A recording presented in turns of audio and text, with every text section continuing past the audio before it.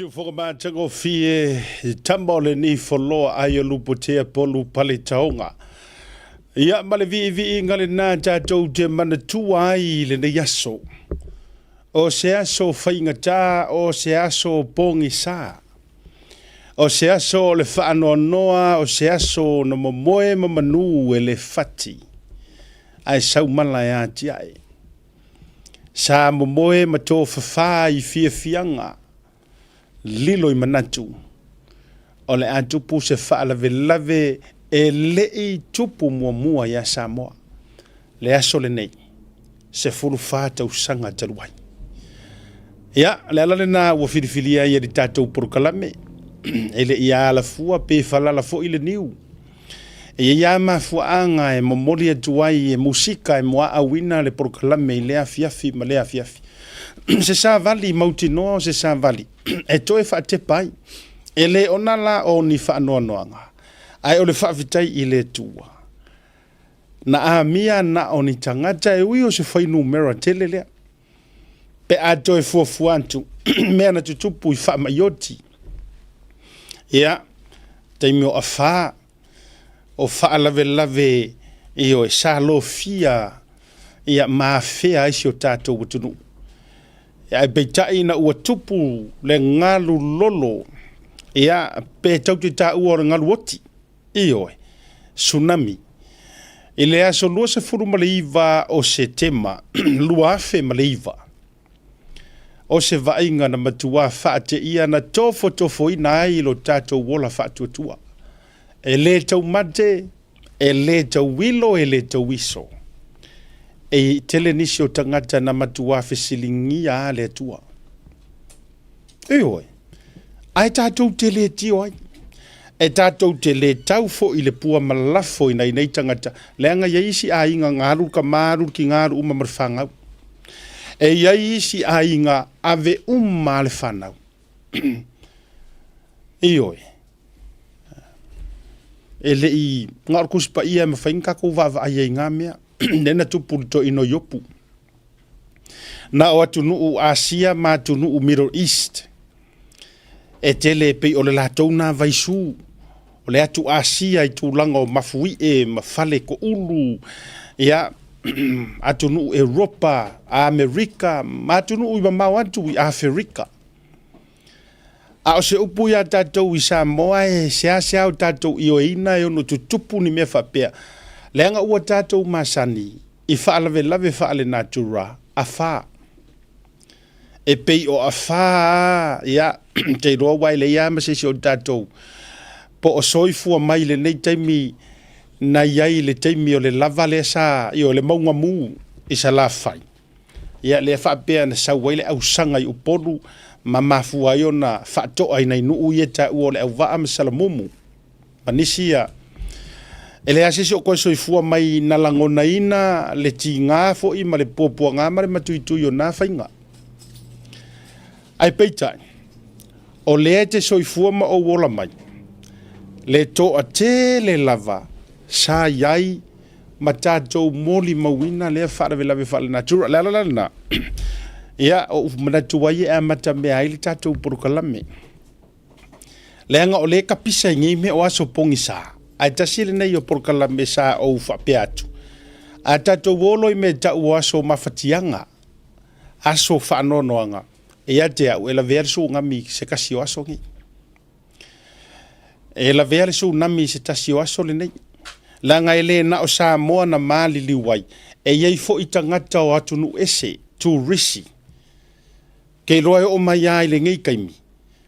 O la ai au tova atu nei nisi o palalangi ia manai tangata o atu nuu ese na whano le soifua ma le ola o ni o latu loved ones po tangata e pele.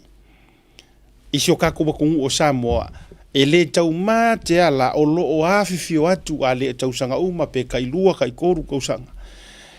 E o atu e pei le latu respect ma whaari lo latu whaaloalo tu langa fo I memories.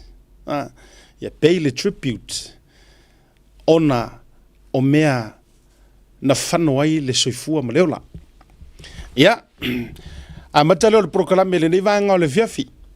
soifua manuia faatalofa ma u faafelo iatu e le toe taliu mai o le tatou tautua mai malolonga e masania i o le weekend ia lenei ua faafetai i le atua ua tatou aulia tuvala i figota failā tu matafaga e pei o le tala i le touga e tausi e le aiga sa tagaloala ia auā lenei aso matalupe i le aga lelei o lo tatou mataisili le lagi ia e pei foi o tala e masani ai le aufailaunga le atunuu ioe e pei o sa afiafiga o teine foʻi ia e toʻalua fitilangi pupula matoa fai mai so le ina ua taoto ata i mota o le tama o titi ua toa e mai la i o sa afiafiga o tamaitaʻi nei i le la ua taʻelega ma le faamaluga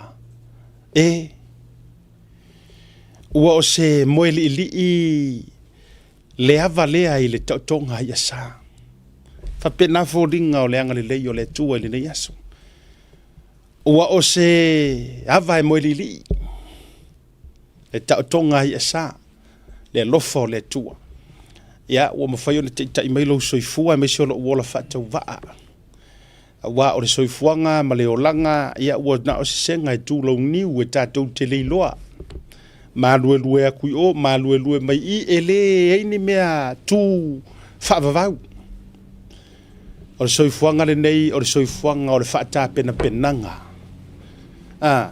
o lenei aolaga ma lenei soifuaga faa le fogaʻeleʻele tatou te feola ma soifua ai ua na o se nofoaga faatalitali faatapena e lē tumau ai ai alo tatou nuu moni o lo tatou nuu ua folofolaina e le atua o lo tatou o le ola e faavavau famai uai ai ma ota ua uma ona tapena mo oe ma magaia foi lasi sikaili faafaifusiua lea o le huiga o laʻukala e manaia foi lali nei toʻaiga sikaili auā o le a le mea tupu mai a lae pei e tupu mea ua tai ofu tati tapena malaga ai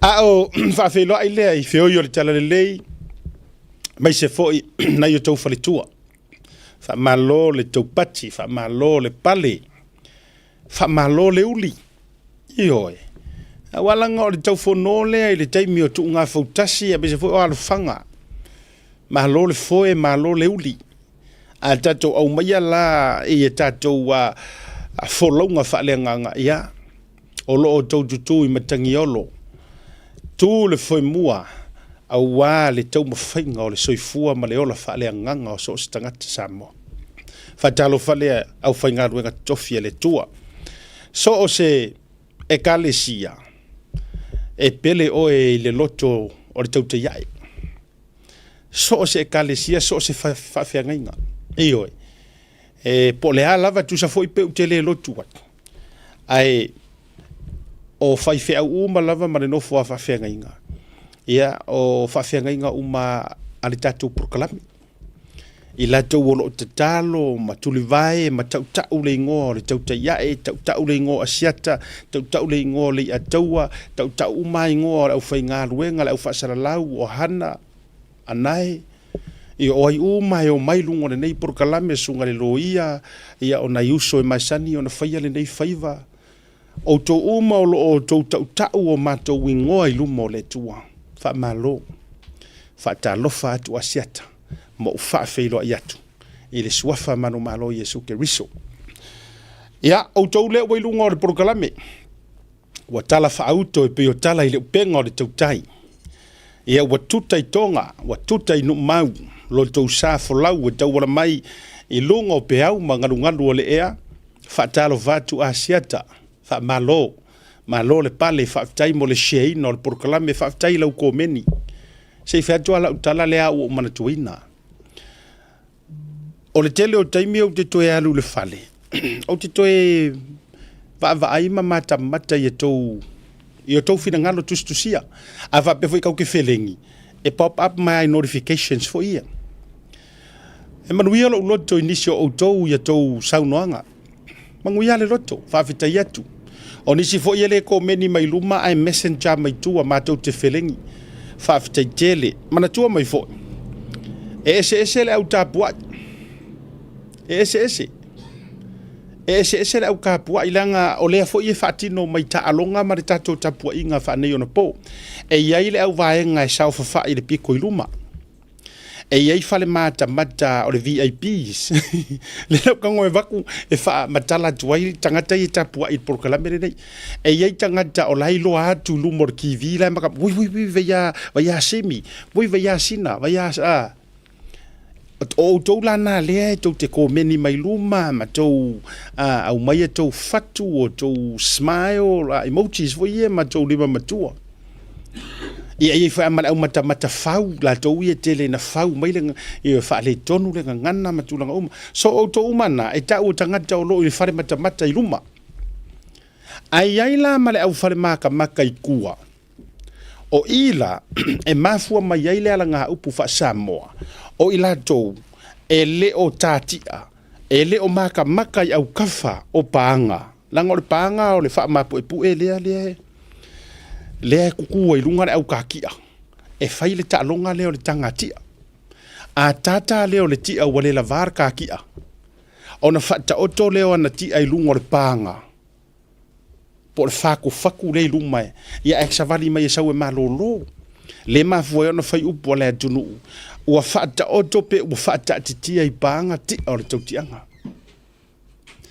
ai la male au maka i le masesi e loa o tamai e tutu itua mai po o muli o le panga le mafua i le upu fa Samoa o kamalanga e le iloa mai e tangata ia i le falitele mai moina le tangatia e le iloa fo i kangaka le faia le whakaukai ar kangakia a o kamanga o le latou ngā ruenga e whai e nofo i tua mai o le panga matui ona mawai leo le upu fa Samoa o i latou o lo tu i a muli papanga o kangaka lai o i latou e mai moa matapua i le porokalame le nei e le komengi e le pisa e le fusu e le kau upu makangaka i luma ai o i latou o lo ono nofo i tua o le tauta iai matu i tu i a muli panga makapu ai o i latou lana le ute fai atu ai faafetai tele le ai e le oso kou pala ai kulo o te le avatua le tala na ia autou le ilanga e manu te va e ona fulu e manu wa le tangata i le tamalianga le anga a le leifo o le mele ua iai le si au kau faaleanga le taimire nei e le toi popole po o se fai fe au po o se falikua po o se aposkolo po o se perfeka po o se missiongale po o se CEO e le toi popole iai le au tau faaleanga so ia te uia fa aftetere sira fia le tuolo tu loto mo moli e tuai la fa malo mo moli e tuai la fa aftetere e la ngona itino matangi le mo le tuai fa aftai mar fa malo ia te auto la taulana e tusi mai e meli mai fa aftetere asia tamale ataua masauni mo auto uma lunga proklame fa aftai a to vaenga ia Andy Ayolupo mai se fo io Junior Tonuu ia ilunga o le tatou sports talanoa whaaftai fo ia Hana ilunga o le tatou Hannah Schmidt ilunga o le tatou Breaking Waves la tou nai tusi mai o ka ngaka fo ila ia ai angi faukuanga au mai e ka mai parakalafa ka mai asiata whaaftai o le tualalo pla o le fisoasoani tarara e kusi mai ku au kire ka ua foi au tou ia wai tou te loi fo ai faaftai le ngai fo mai upu e masania i le atunu e te loa le usomoni ia soleanga iyo e ke loa le usomoni ia soleanga o wo mo aso uma a uso ia so vale ai wangi fa pe o wo ia so uma a uso yaso e kele ia kupe walang hon mena le o tupu de taimire nei wale to e wo yaso uma e uso yaso vale a wo yaso uma ai uso ia so ke le ku pe ma ke le me mo e wala ngo so fuanga tau fa pe nai le si taimi ele ai ma sesi e ango ya oi pe ale se me ke mo ele ai ma sesi e fia wo ya oi pe a fa ye te mati vai te le tango lim pe a fa pe fo ele o se tangata tau loa ele o se tangata ele tau mate fo i lo ulangona le dei taimi ua fia a inga u matanga ta uma le la au le mali to langa le wa ta tau tala noa i mea mama mea sasau ele tau mate o le si tau a inga po os a inga lau tele po a inga tu tino sunga le pare mia po le fionga le pare mia nga la lafi ele i fia a inga le kaimi o popoanga la ina nga o lo te vatua fa ta inga ele tau mate tau fa matalai le mele o te vai ele tangata ele kau make a ka wo so le o ko fiko ke ainga taimi fo i ele na tele ai upu matala al vaenga le no ese ale sap la lau e far pui pui e kiuti e so kula fongo e pepelo e a uma ele tau mate e na fisilia tsole e ke ru ainga foi malau ma se yo i fo nga fa nga ka ma ke de ainga ke aka o ngai fa koela ukala ioi na e lafi solo i taimi o popoanga i taimi o fainga ta ioi musu e loa e tau ane ai ne te o sanga mai ia ele yangi kau e ke loa ukala de awo mana tu ai manu awo mana tu fa tai awa o saule sua fole sunga la ule mali to ai fa fa tai inga tulo ole bingo la ukala le o ke fayak a ono lafi e la pe la e ongi misol fo iele ka fanga ko isala e ru ka fanga mai parski fe toi a ono lafi pe aka u ngi ke a hingar ka kale ar ka kala o kele ye upu makala a ono fa fiki e la e pe yor fa fiki isala fa fiki ia la ia pekeru oi vo pekeru lang fa fiki sala fa fiki ia pekeru lenga olanga fefe ile physical fo ngale persecutions langa fefe e mea ti ngā o le tino e o atu wa langa ngā yo e o le isi le a inga o ye nga fewa i ma Yesu o le right hand man na Yesu eyo ya o lom popoanga sala fefe la ye pe ke ru fa fiki ke ro for mea nga faingo fie ya nga fa ma nga lo e Yesu pe ke le nga o la fefe le oki ya o lo fefe la le ke fefe nga upu matala le ni tino e sa o captain e sa o ya na confirm my captain o le si tangata o vavaia ku nga isi ku lo vavaia ku nga isi o li ia nga kumu mai Samoa tai mi fa tau tonga se fa tu pela utala le ai mangingai ka nga ngo va ia ku ai kai mi fo ye road show le kai mi o amor koruse le ai mangisi so le le kele o isi pe ai ngo va ia ku nga va nga ka mai e fo mako ko ka lo sia nga ka ele isi pe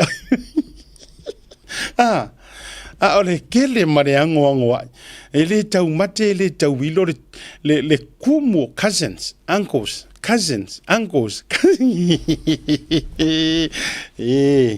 esa o ile la unga le fai au na nafi esa o ile la unga le fai au le sunga le tai au le metotisi le indusila palangi na ia na nafi sa au waia ile momoni nga fai au fo ya o le tofine fa malo watu wai ile tofine ya li amanaia ya li atusala ya malesunga fa fiangainga ya Veren matafa autanga via turwono ya samato yaila na nafi mato watale manai fai au sai na wata api malesunga de tai ya wao o le kalesia ya le sunga ya Veren pete ya setu ya me se fo yo le sunga to ina pensional na onga tonu me le antalina malai fono au fa ya manisi au fa fianga ngata fo ile te tai fasino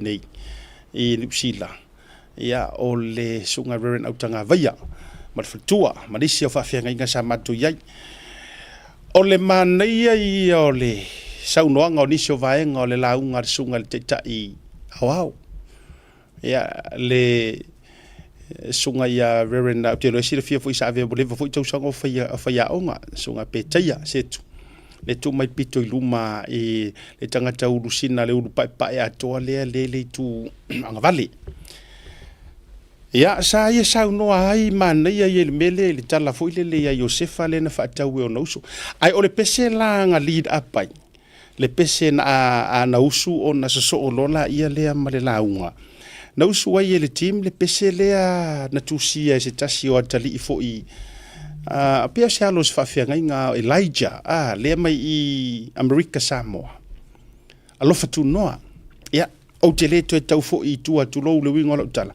le tele fo yo upu matala na fai e winga fo isia atali pe tai pe yo le na toe restorations fo lele male lo na olanga ma me uma ma me tutupu pe ya le nga sa wo lo kusinga o pese le to fa nga ina ele tua le pese fo le o se auro po o se ario o le pala e matanga na ia fa matanga o fiina e fai lana ukala nanga o loke ke fai atu nei o le soifuanga o tatu ye tu lo lunga ma le sunga le taitai ma fa pela na saunoanga ina ua tango to recap mai le pesele mai saunoa ai fa pea e ngalo ya kako o kako parpala ai o kako wa mionga isi kai o lo fia ipu o mea ia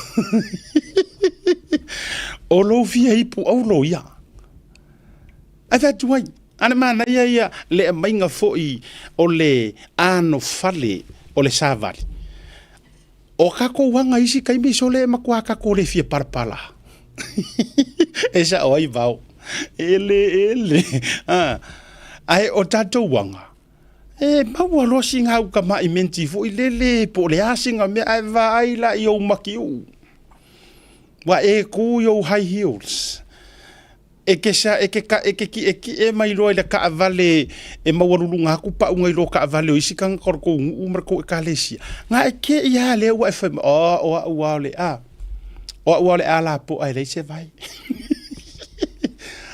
ai fa mai o por pese lang ele se pese faku mai ni ma faufaunga e fatu mai fionga le tua ngai ma working isi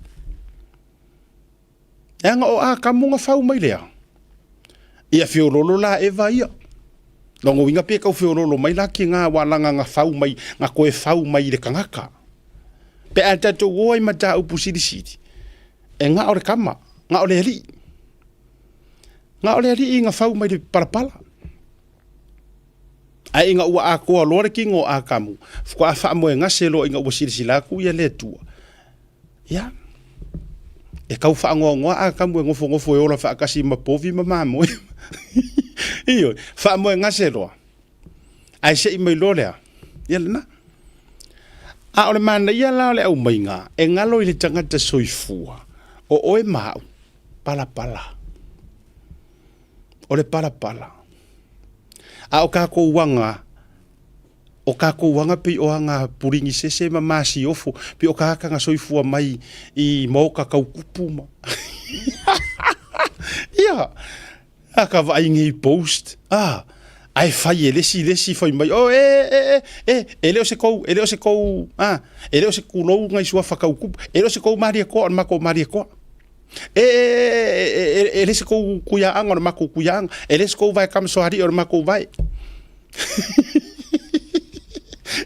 ele se kou nga ko ikele or ma ko nga ele se kou valasi or ma ko valasi ele se kou fucking or ma fa tuai e kau solo hai dunga ave fa masingonga ai se meu ki koe fa manga kurai pe nga mai e fai fe au ngafi ai ngi mea kau ke kau ka ko kau parpala ya fai ka ko kau nga parpala ta oi vau ngalo ya vau o parpala le ngol fingele mo le ko ro fa anga oi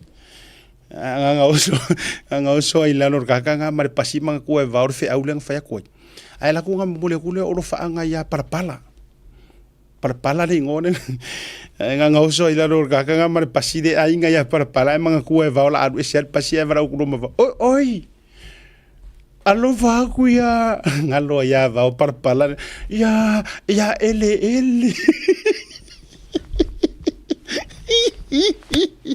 iyo ngalo a ko pala ei ai se me ka ke vivesi ka ko vivesi pala leiki yo ala vatula mau fai ule ka ko woiro le malolonga leiti yo alava ina ua manuia le mai o nga mang ko mang kuar kala leng le pela o nga mang wa ku ai nga fofo ma fa malolonga ele ai inga o saud ka nga ka le ku ai fa kongu ye ka le ku langa au nga alu e fai e ka au le o nga mang alu e kofu fa afia alu e kofu fa afiku le vai yo Yordana a o me nga sau mga amangu nga sau ma aulo nga sau nga avaku aulo a rio lang or kamaro e kamao ainga alu e fai e kofu fa afiku le vai yo Yordana nga uma e wia le fio nga amang pala ma matanga o le vai ai alu kofu nga uma ko e kofu mai longa fiku ku mai dunga pe yo le le yo asiata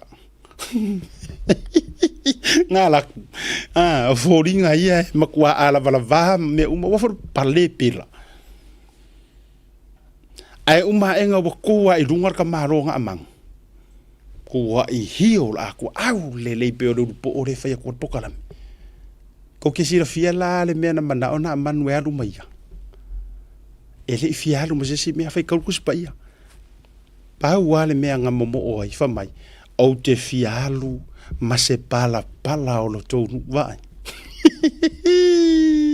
o ke fialu ma singa ele ma singa pala o lo ngofo nga ngi le nga wo manguia mai o ke alu ma vai ka ko ale fa ali lo ngai ku nga mea fa ka wa ye nga mang o ko fo ia ilalo o laloa afa pe vila le ke fa fonga mai ai se ro fa mo bolunga ke fia fa sa usili ai le mangia o me o ia nga ro fia fa fo ringa le se me a fa ke fiwe sa ili ke le lo po la longa mafu anga markali pala rekati ye awana ingalo realize la vai kako e umar soifuanga ngi ave esela ula fala ku ya oi fa kai bo ke ro pa me ka ngo ko ro fa ula ya pe woki ai ave esere ngai mama e mama ises pe ave le auction de mama le ya pe ave foi le auction de mama le e ave ese manga me e langa fo I maka kanga ki wa ma o ese se fulkala e ave ese ai pa wale me ko fo to e fo ya le fu e ko e fo ia le ele so au ma wailo malos awor me mo waro kai mi ke kau kari ai fuai I desi pala ya me ke o si vai ko ngofo me fa nga fa ko ru fa pala ole sa so word malo longa now te fa mo tua o le tributes there one more time mo le jo lo fa anga to lava ia ila tau ma ainga ia sa maliliu o la tau tangata I le tsunami loved ones ia matulanga foi ia o video tu I love ia na ona toi fa mo tu lava ona tatu o ile malo longa fa filo ia ile sunga Godfather kasi foi de palpa ai wa fa mata ngofi ina langa ubunga pesi o o le pala wa e fa mata ngo fiina ya ka kwa ku malo tatu atu bo tatu tributes le mo le tsunami loafe malei vala so lui vo setema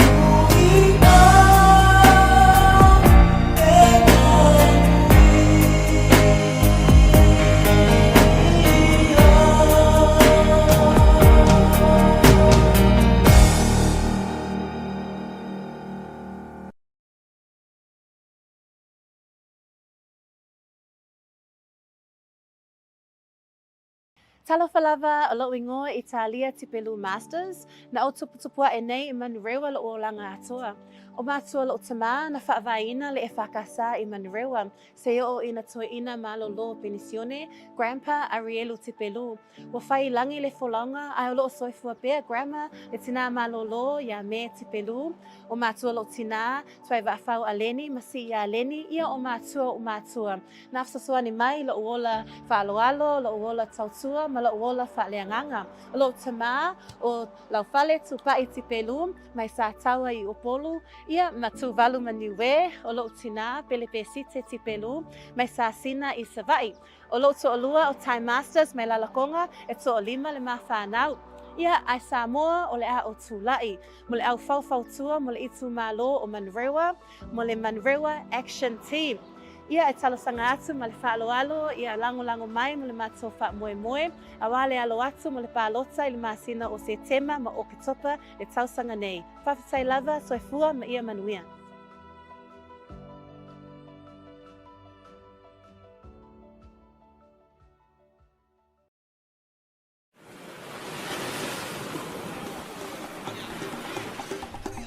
Soifua manuia ma langi ma. O loo ingoa o matai a leota sinau mea tau whao. O a ua lo ia Samoa I nei le mata ofisa o le WT Compensation Lawyers. Mātou te fisosoani tangata wa whaina mai ta avale, whale whenga luenga ma superannuation claims. O le manulau ti o le mātou au nanga ina ia avele mātou ofisa e whai ma fisosoani I tangata uma o le Pasifika. ICR awa e tā ua le mātou ofisa tangata o le Pasifika. A whai o se tangata e mana o mea se fisosoani, wala au mai tato ofisa nei Brisbane Australia le o fitu, tolu iwa lua wha iwa lima whawha.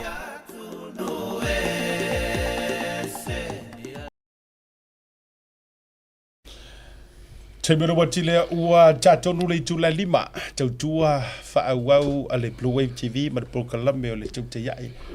Whaiva ma ngā ruanga fo I o le yaso, ia au te whiwhi e whailo atu. O le ua to ai tonu urisunga le a taua Godfather e beo na masaria I le tātou Prokalame fia fiti tasi. Ia le fo ua se e le fionga le pule, ia le fionga le ngā fitasi fui mono anai, ia awa fo ina nisi o wha manatu ma wha ailoa. Ia o lau te wawai atu o le na e mailo na pelaue. Ia o se tasi o a onga ia numero tasi a Samoa. Ia wau ki ron mele le fie manga e wha ailoa atu wha. Ia wha talo watu le I lua fionga ia la uraku momoa I sunga le a taua na ta wha talo whare le fionga le pule le a taua. Le sunga kai programa vai vai ia whakaro whaku ngei ia so fo I fio mo ngei filo inga I pape fo ka ko pule ia.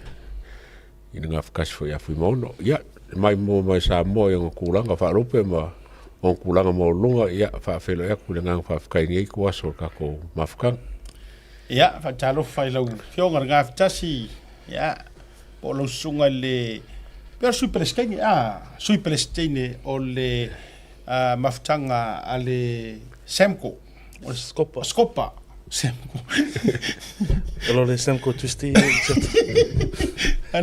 ale skopa I fataro faturi I lau ele o saula longa pulo fa puli o le saula longa pulo fa sui te fono o sui presteni o le maftanga ale skopa I nei o kilani ia po ni usira foi ma lo se fo manuia Maro lo se fo mo ia fatalo fatu le pa ia maulonga le tato tonu o lo mau mene fa sa longa I tafa fia nei lau langi ia fatalo fatu le swafa man malo tato li faola ia fatalo fatu fo I le lo vase lua lo fionga asiato to falva I malai e te nane fo le su mai le sunga le ataua ia maro le se fo mo maro le se fo manuia lo fionga alo fa talo fatu o te va ia tu o fo di mai lo sa o fa mo inga o lo ko va kwari e pi fo le lo fa lo ngo le fa soa le no fa soa tu nei I ele ngata o le tu fa manatu o tatou palapala o fa matango fie na I fofonga le tua I lona fatu sa a o kala yanga mango o kire pa wala mede ke ru ma manga mango la au nga fa pa au te re iau le go su enga I tu langa I o mai no o yana manu ma fa maro longo na ma Kairo le pule au yo basa ngata. Siata sa le lo fa so le ila matanga lo pokalame. Molo Silvia fo te le lope Silvia siata. Ale lua fe maliva. Ia mantua o le lua fe male valu na mate le blue wave. Ale lua fe maliva na a fia lo sa mo le tsunami. Ole lua fe maliva. This is our first international news coverage. Malkako pa angale mo le Channel 9 Australia. Na mafua mai le tsunami. Kosa lua le mafu le taiaonga o le te nofo I urulua malo ainga, lo to lua malo whanau. Ia, o se mafu ese lava mai inisia mafu you know, that you felt in the country. The first thing that came to mind, o mātua le no nofo I lotu anu. A wala melenga o ngofo ngā kemi o kukongu uruloa, so we were a bit central.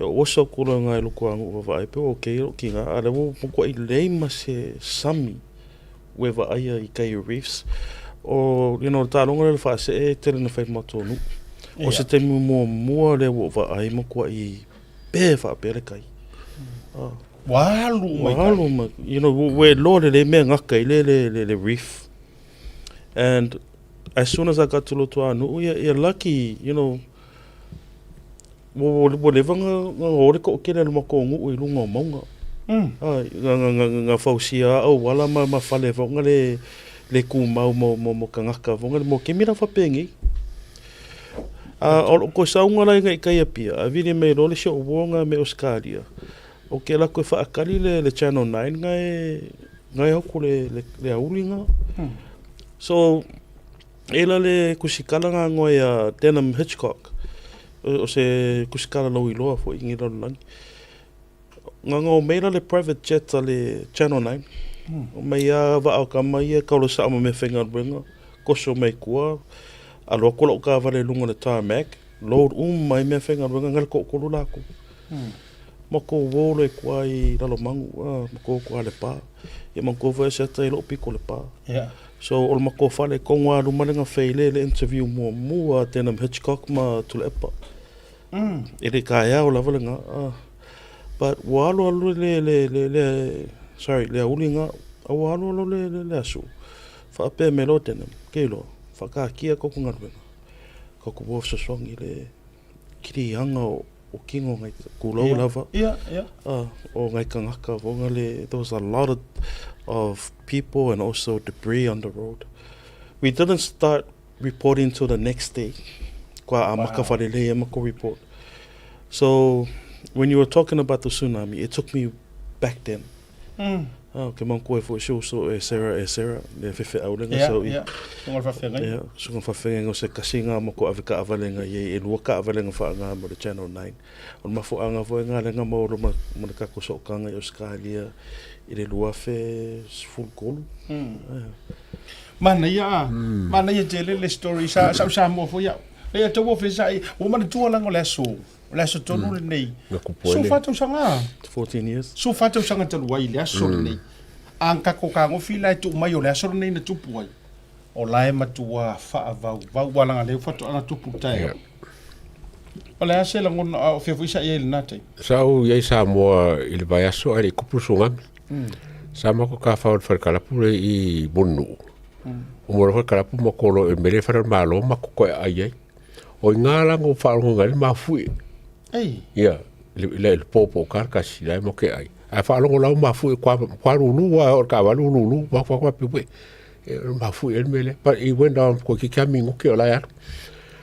Ngo sa le ngai o kwari Australia I kongo ba songa a wa ya kurki vi Australia songa misamo kusala ba ya so a fiko aso yenga nga ba ia a paula menga o lo inga su ole ma fu el pole nga ko yo ke yes ole ma fu mo mola na fu mo mola sa mo voya mana ya le tulanga o le afo o lo experience le ngol na sa mo wole to access man tuana o tupura okay o tonu mai matau tu me tonu le office le te fa tu le sa sa esa no mai na matai fa vai le blue way o te tu loina ai lulu ma ba fu kai ma kau manga fa fu le pamu le pamu a James ya sa ka ma kai ya fa a ku mo fa na tonu ai fa sanga mai le yu Ka se yeki. a kongo te tulo ina ma kuala ingala u fai me o footpath fo ngai a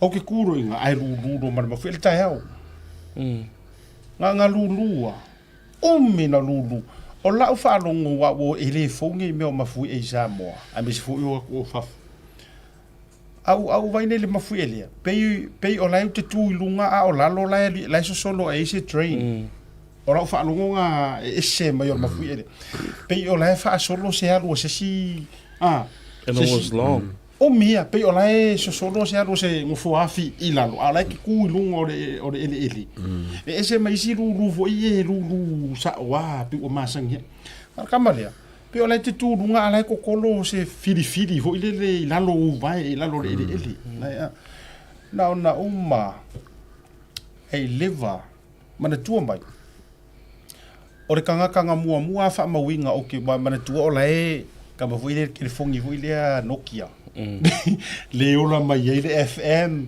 to AB la i u kadingar kamanga ai le vai ai sau ma fa ai lo ilo foi le kai kaulanga man to le pia wa kaunga o uma vai le no va ia la le tu langa le mau tonu tangata man ko le mo ke makau ku le ku la veve ai si ta vale i femilo sa inga le meo le mau tonu sa mo le alu ma ko ku dia e pasi mai me fu ye tunga mau le runga le alu nga yu kai mangi angi le venga o mato fa tai foi malu le malo na tai ka lo fa ngai leo ia wa mane tu mai nei la le la o ta mai nei o mali liu mai ale pata ale fa sau o le kio ta o mai o mali o matanga tana mali o mai so mato nu isa vai ko pai ki ia i ono le tamba fu le pe o pe fatu There was settled na vai so ato ai mo. Yeah, ngoma ko kwa mai le pa la lo mangu. And you know the sight of the casualty, and it was, you know, po la so sa renga mako renga fele le loko ngai ali I la lo mangu. Ke lo poko e mo se footage nge vai ke mi pa ora ma ngai o makolo loko manga fa kasi ma le uma ma journalist le lalo langi wa ko ngi campi kwa ma toa mafatia le toa le pata toa mafatia le toa le pata lalo manu the area toa le na malaila fa solo e fe lolo sala au mua I fe lolo mai sala au mua ale watu lo le fa solo tuanga inga malaila mukia kele pu sakikoa urutongia vailoa la romanu maruatu sale panga maruako ya auto ile pam sale panga matua mafakia ia sikipi ya kule ole sipi ko loko fanga ai mei oi pokas fale ali o ka vale blue wave ngai sola e ro kama I RAV4 fonga le avele bengo kangaka ave farma pe fa o pe fa fiku ngoma ko pe a mai lunga le ki avi no winga la le sa e yai le ngar winga so swan yes ko le le ma ko sa yeleri ko ese ma ko camera le si falenga le si ngai le pa one of my relatives amako wo fa ngaka avale e au mai kangaka vonga le who needed to get to the hospital o le ma ko coverage muli le fia finga Kwa lo le kuru mo sa camera, and you know, thank God I was able to speak English because it was in English. Nga mako lo lo matenam. I le whainga le poki o le tsunami, and that was the first time we were doing this camera to microphone, and o se kemi mo vonga le wo whanganga fo I koe nga cameras la popo ia ma editing software. So not only was it a tragedy, but it was also an opportunity. You know, ke le le sao le malo o skaria. To tele ni si le ya tua. Ai o te mana tua ai le ala wa ve nei ma fai puli. Ya le fo to fia ve ma minister lango o le natural resources, environment. Pia se sio manga. Ia le fionga ya tofua Edmund. Yeah. Tofua. Mana tuo na yo lalo. tasi le vaenga le highlight o le tsunami in the most saddest memory. Pei anga maliliu wai. Correct me e se si lunga por kalamele nei. Fa sa o mai au te o se sela o fai numera. Pa pei anga o mai le fanga ua kasi vaenga. I pe uma ka uma Pei langa. ana Ka uma langa. to ono ea. Ioi, you know, with great respect for tua sina. Yeah, man to fo yo o tau fua o Edmund.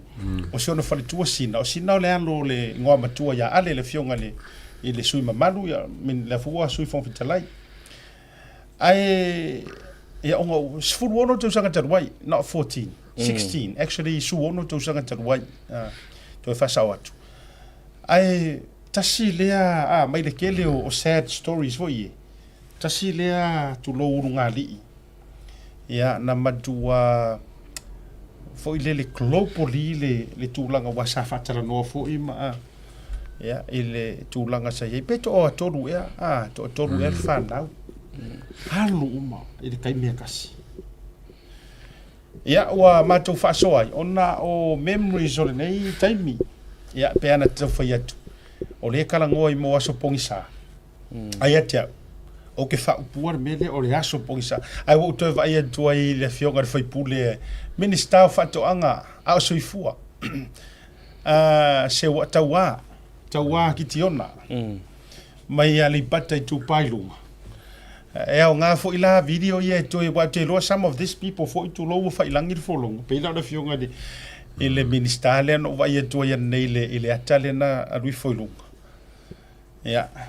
Ai Peo le pale.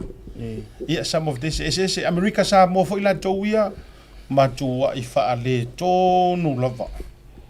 Yeah, ai fa ile tu o le ave sea le to titi. Ya ai O te wha luina lo sono anga renga face temo sola asiata. O le aso pongisa lea. oi oi. Me ka pos responsa. Me tonu le lo mafu fau. E pasia le leile nei tu ainga talo fai. Ile me ta ura so pongisa.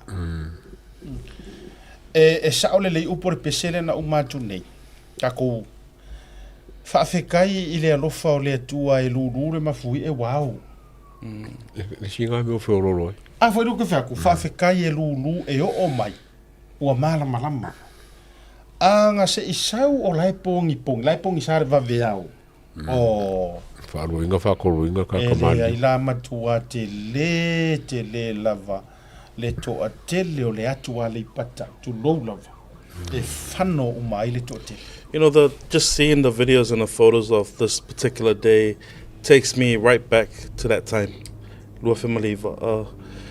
O te mankuanga fo inga fia whaile le news article a tena mako melo I le Blue Wave awa koe lau papa whaase. Ai mako au ngai kai whai mai kai langa li poki. You know, o se kemi mako kia fo inga, you know, that particular time. Whawtaia wha la fui mono. 3 of their kids, his dad, aunties, sisters, 13 family members, yes. I think in fact, o le ainga mua lea lenga record le I lātou. Se uma foi Mosef so ta inga ia alanga o te loe sa o lava le ainga le to tele, ainga o tau fua. Fa ma se toile anga o le tua foi le fionga le faipule. Ia me se foi ora fa le tua asina. Ai me se foi o le tofine ia tai ma le tau fua family. Ia me se foi o le to tele lava le litia sini. Ma lato uma lava I lalo wai pui ainga uma I lato. Ia, o I lato fo ina mali liu inisio o nuu. Ia me se foi o le pam sa le panga vavai poutasi ma nuu uma lava. Fa solo to fo America sa moa lato ia. Ia, pa me se le nganga o le tua. Asiata e mongora I kako iei runga kiripi ia. Misa mawhenga alo keisia kua peo whai langi wholonga o se tasi fo I o CEO le Fire Department, Tony Hill. Oh yes, yes. Se skasi fo ngā ko ngai malanga o whenga luenga ngai le fisa fui mu, pa pe fo le fisa leo. A me se fo ngai kako fo ma ima ko sisoi fua I ma ko kua. ele ka kai nga o ke mi fo ele nga no se so nga ku fo ele kele o maka nga wenga na malo o le EPC o le SWA MWTI o ai al ka ko avongo nga o ku me kwa se so ngi ile because there were still people missing and the cleanup maka o ki nga ko va ai ku yaka Passport Oscar. Die waranga i foi tourist hier na Marli hoor. Ja, on toe fate pai tua. Suoro tu sanga te ruai talo fai. Ja, ole tu sanga ole me va fi ali. Ja, fai ngai para langi mana ila tu fo lana. Sau ngale mu. Ja, ai e tele ari si vai ngai uma tatou ti toe fa soai ai ono le tatou fa nga solongo al por kalame. Ja, la foto ia la ua sunga le isu pristine. Ya, po le afuse mere le ua. Fa mama fa mai to o maftanga i lau sunga ai wa le South Pristine ma to ofisa ya la situ langa mana ia le ai. Ya, fafta la fama le noa. Ya. Atono la fangsa o le mafo anga wanga o sa fa kungi ko le podcasting table. O le fa lo i lo pe o le fa manatu le o le Sitasio fa moi o le Pacifica Family Health. Ma le paanga, ma le aonga, ma le socio tenem, matama tuai o le aonga korisio sa moi ni New Zealand. I o le event le po le fa moi ta o le Pinktober. O le Breast Cancer Awareness Month. O lo fa pena fa tino la sofa o ke topa la stona i nei. Ia matala le tali vo le tae a mai le tali tasi le auli. Ia o le manai o le nei fa moe e mo le fa malo sitino fai le sumpa fai fo ile savalinga. Ia o le se e fai fo ia screening mo tina mata mai tai. I le aso lea. A fa pea fonga le nyo meo fai a te fia join me. Yeah, feel free to come down to the Pinktober Breast Cancer Awareness Month if I benefatino i le Pacifica Family Health i King Street i nei Papatoi o se tasi foi o lato la fo. Ma lo va vai ia o le tulanga o le mai nga la vor soi fo maruina. Ai nga pa anga fo ia le lai tau te sila tuai. Ya ele misi ai tau sanga te tasi. Tulaga foi le o le canesa o le breast cancer ya tu lo foi fa fonga le tu canesa o susu ya me se foi tatou tu pautinam tamai tai o hava no le nei tu fa popoto siata ya o nei fa mai o te lo I believe that most of our family ele se family member li maliu mai in whatever form of cancer, whether it was breast cancer or lung cancer or, you know, o rasa foi nei mawhai ene tala aho tuma o tule ata, you know, say remembrance or sisi who was very close to you, dear to you, that you can bring with you to share that moment. Because o le maangai foi i le Pacifica Family Health, e mawhai foi ngā whai a screening, and not just for you know, not just for the breast, but all parts of the body. E mawhainga whai i le Pacifica Family Health. Ia le tala maasani e whaunga le esili le puipuia, lo le tongu fitia. O le wha mai whai neo le kāngesa, a wawenga i loa e wawe whainga mawhainga fofo. So it's really good to get checked here at Pacifica Family Health. I la nei o le lato la lata mei a mātou nei manakau o i Papatoi. Whape fo i Queens Road. I Panmure, ia ma i Weymouth. Ma lo fa tele e taua ia mai sau fau tuanga wa o te loa ai se tele o ila tau loved ones mani se te si la fia i lo fo soi fuanga ua failangi le fo longa o le fa mai le.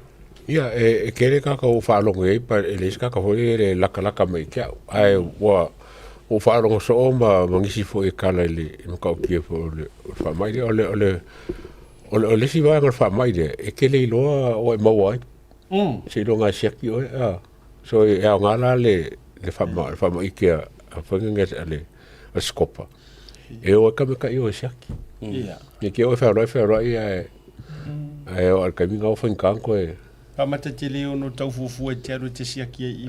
O ke sia ke fo, se mo se avangoa. Te loa le ataua ia ke pe fo la ma fo anga wole o mai le fionga preskenga ia le o pepe tala ilene. E ta tau na faise aso pe o le pingtopa. Mo le tangata ia pe asiata ma le o pepe mo le ngungu. You know, e whaatala atala fonga, alangal wha mai, e se le ti ngama. Ina le, o ia rame o te utato ufu na ngungu le tau te tala noa i le kanesa. Ala nga le ka mai la so nga nga a fui mo. O i ma so se sia. Tu vasa, le te whafonga mai, matara no nei ala mo le mero whanga, makuaka o kore whale ngungu. Ia vaila pe, maua se unanga whape nei nai, me nei te no foi. E o ngai a o ele me lea. Ai le tiola ua vai atu la. O le la ua fa marosia le ua matua ave atoa i le langolango le skopa. A o pele skenge mar sui pele skenge. O le ova. O le matua fa makua ngu. Le la, now it makes sense to me. Le go winga la o ame fa piko ila so le ke wa ku si mai o le ngu o le o la skonga ingi as for breast cancer awareness. Amo aso fa piko mo le ngungu. E kongo fese masinga vonga fa piko ai ka le fionga ngi. Okay. Le fionga ngi asiaka ma fa pele o pepela ngova. You know, o ma va ai ma le ato ya si ai. Ai o nga soli ka maro le. O ma fa silanga sa we. Ma ya fa ma ya mai lo. Misa, kung may lungal ka market day for mole. Yeah, amahe alole le kako breast cancer awareness I le Pacifica Family Health I Papatoi. Yeah, kako aku le support le market day o le ekalesi o le St. Mark's Presbyterian Church I le 393 Massey Road, Mangere East. Yeah, o le kfalong ko ya siya ke mo kako steak and gravy and rice. I ngai lako fa moi ngai fai le lako ekalesia. O me fole le ko fa le karanga library. O ka fa mer KFC. Mai o sa ka mer KFC ya Kentucky. O ia le sunga ia le pepe. Ko ka le ta la. Oh. Kusa le fa me ko malo le steak le mo le oats e mo foi ila la sole. Au malo ko ka sa valinga le kai o PFH. Ia. Ka ko fa kingi melo I shoute lo lanche o malo lo. Fai. Io. Ia. O wana ingalo le tatou market day ia mo le tatou ekalesia na St. Mark's ia po le kapakanga le St. Mark's ia tatou filo ila ile aso sa stona ile ivan taiao ia anga ile lima maka yo e fo ye awa tala tulai o tatele ma o ngal steak ai lisi kake me I for KFC ia tanto no ngona ia pero ia ila ngolango le fa mo ia au te lope ni si vai nga lau fionga di puli ia au tatu ia ile nei taimi ia tatu tele atu fo ile malolonga ma asi fo ile nei vai nga tatu por kalam. Olenga, ia mole ko alfa fika ile lo fionga mole vongo. Was really good to talk about the tsunami. 2009 brought back a lot of memories. And it's a coincidence that we were all in Samoa, but we didn't know each other. But like now that we're all here together, 16 years later, on the same program talking about it. Ole fanta wole na ole na e amatambe tele lo sao le sunga le lipuli ia atonu fo ila o fa mulianga ia le tua ila fo tua ina tanga tele aso ia le o fa na mai ai ia le nei tua ma nei o nanga ia ona o lau fo tua matavela sa fa tau ina fo ia me se ona tanga sa popo ngatia Ikemia sa whaingaronga TV Australia. It's a good thing to know for you. More si fio le kongo. Ava kaimi sa. Ole maafa manatu po le tombstone le whailonga ile me kusanga mako. On the final day we went to Tawhaingata. Me ngai re. So, for your information, the tombstone has been renovated by the BBE, Beetham Brothers Enterprise. O le free service ngā le whionga ia Hugo Betham, ia whape fwoi le Betham Brothers Enterprise ngā ia a pia mata utu. Mahalo lava. Ona tatou atu awhatonu le tula lima. Tatou atu tatou malonga. A foi mai. Ia, ona toi whaawau leo le tatou polkalami. Anga olo ke fia le ia tau. Ia. Ia le au whai miki. Ai. Sorry. Ioi. Fe kau ia ka pokara. Lua le au miki ngawhai. Ia. Tatou malonga a foi mai. O le tatou tala noa I le au whai miki. Ia mawha makalama miki. Ngō miki foi au iadi. Kero whainga miki. Ai se vai aso miki. Ia, vai aso miti. Miti. Ia, da tatou malonga foi mai. O le a whaika ko whainga miki.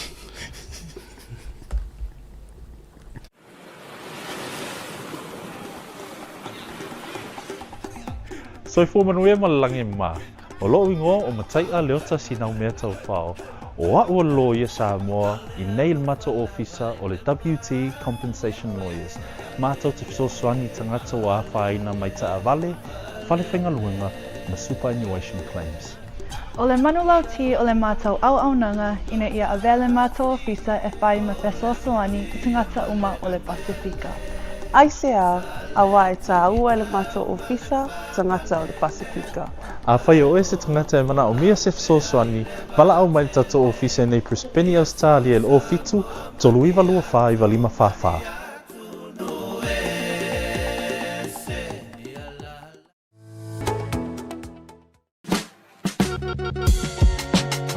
There is no better way to support the 685 than to buy locally sourced goods.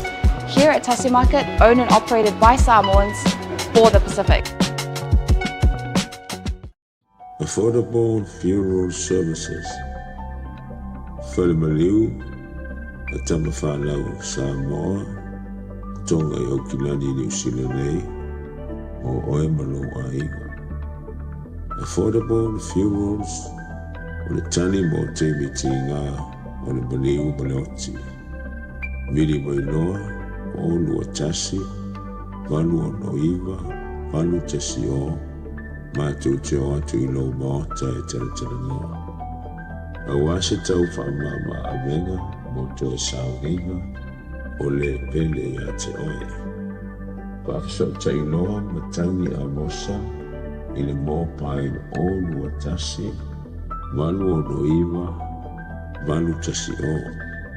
Po le Facebook, Affordable Funeral Services. O le lau mua, pusa maliu teu wina, I mamanu Pasifika. Whapea so seata ma designs. E ata ngi ai lo la tau soifua mātang o fie, ma le la le lei, au le lei. Awhiso te iloa, matangi a mosa I le olu a tasi, malu o noiva, malu tasi o.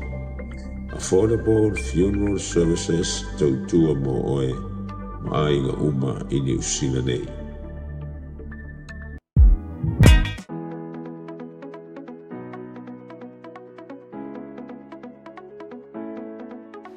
Hey, have you signed up with BlueNet yet? No? Well, let's fix that. Head over to www.bluenet.co.nz and hit Join Us today. All you need to do is fill in your name, date of birth, phone number, and a few other details. This helps us get you set up faster.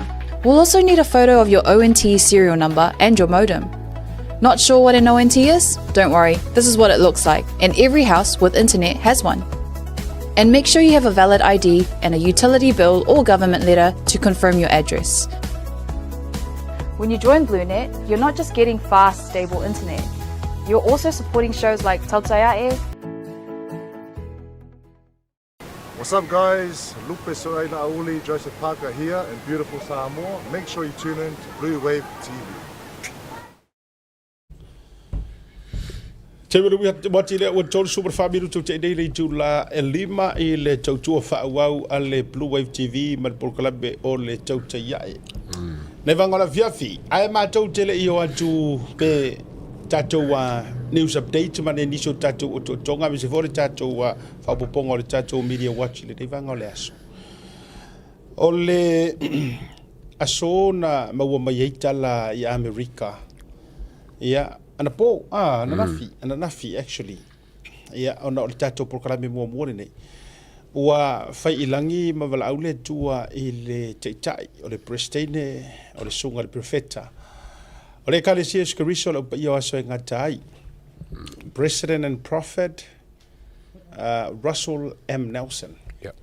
I le ato ai o le selau ma le tasi o na tausanga. Ia, le ataua amata mai o heni nai vaenga. E mana tu ai pea le foi ta ilonga me se fo le sunga le prestene por perfecto le ekalesia. Ia ilana foi tu le mai mal taimi sa ia ia mai ai na ua tu malope mai fai langi le fo longa le sunga le perfecta ia Thomas Monson.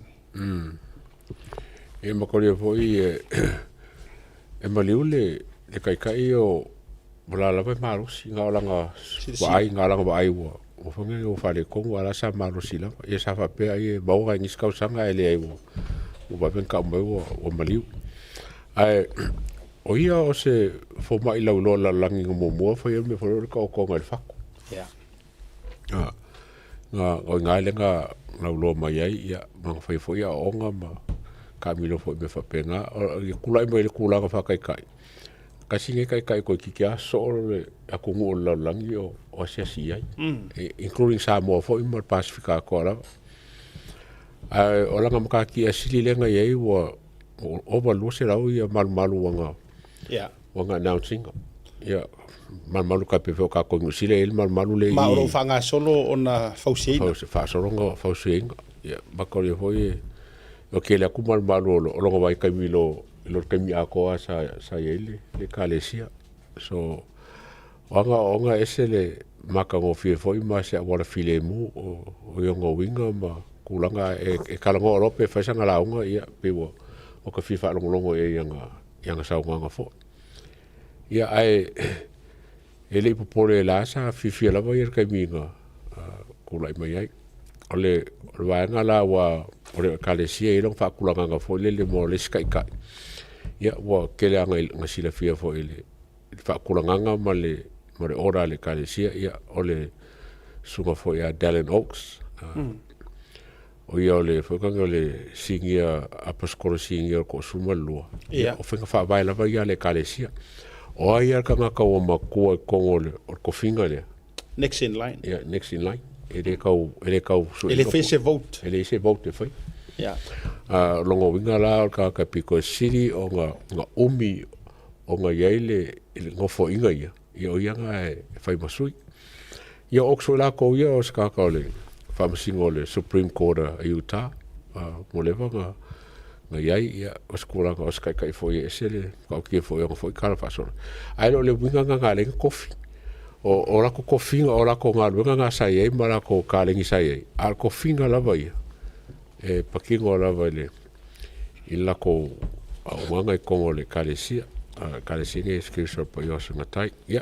fa malo ya la ko fo yo lo ye Utah Salt Lake City ya mes fo yo sangunga fa vai fo ile perfecta ya Russell M. Nelson ya markula me fo yo Dallin Oaks pa la kamese kai wi wale umka kieme ya le na wa vatole sunga ya le atua ia na inisio o tonga e manatua ai le fo i teitai o le kalesia i longa ia Russell M. Nelson ia o lana ngā ruenga i orfo mai fatu lo ma ua pine i lona soifua le o ngā look after o lona fatu lea tau fatu ai ua lava tau sanga e tau mai ai se lau marakasi se lau male tasi ele le vatu nei na failonga lo na so soifua se lau male tasi ia mane tua to lo wa o soifua malo inga ape ro faku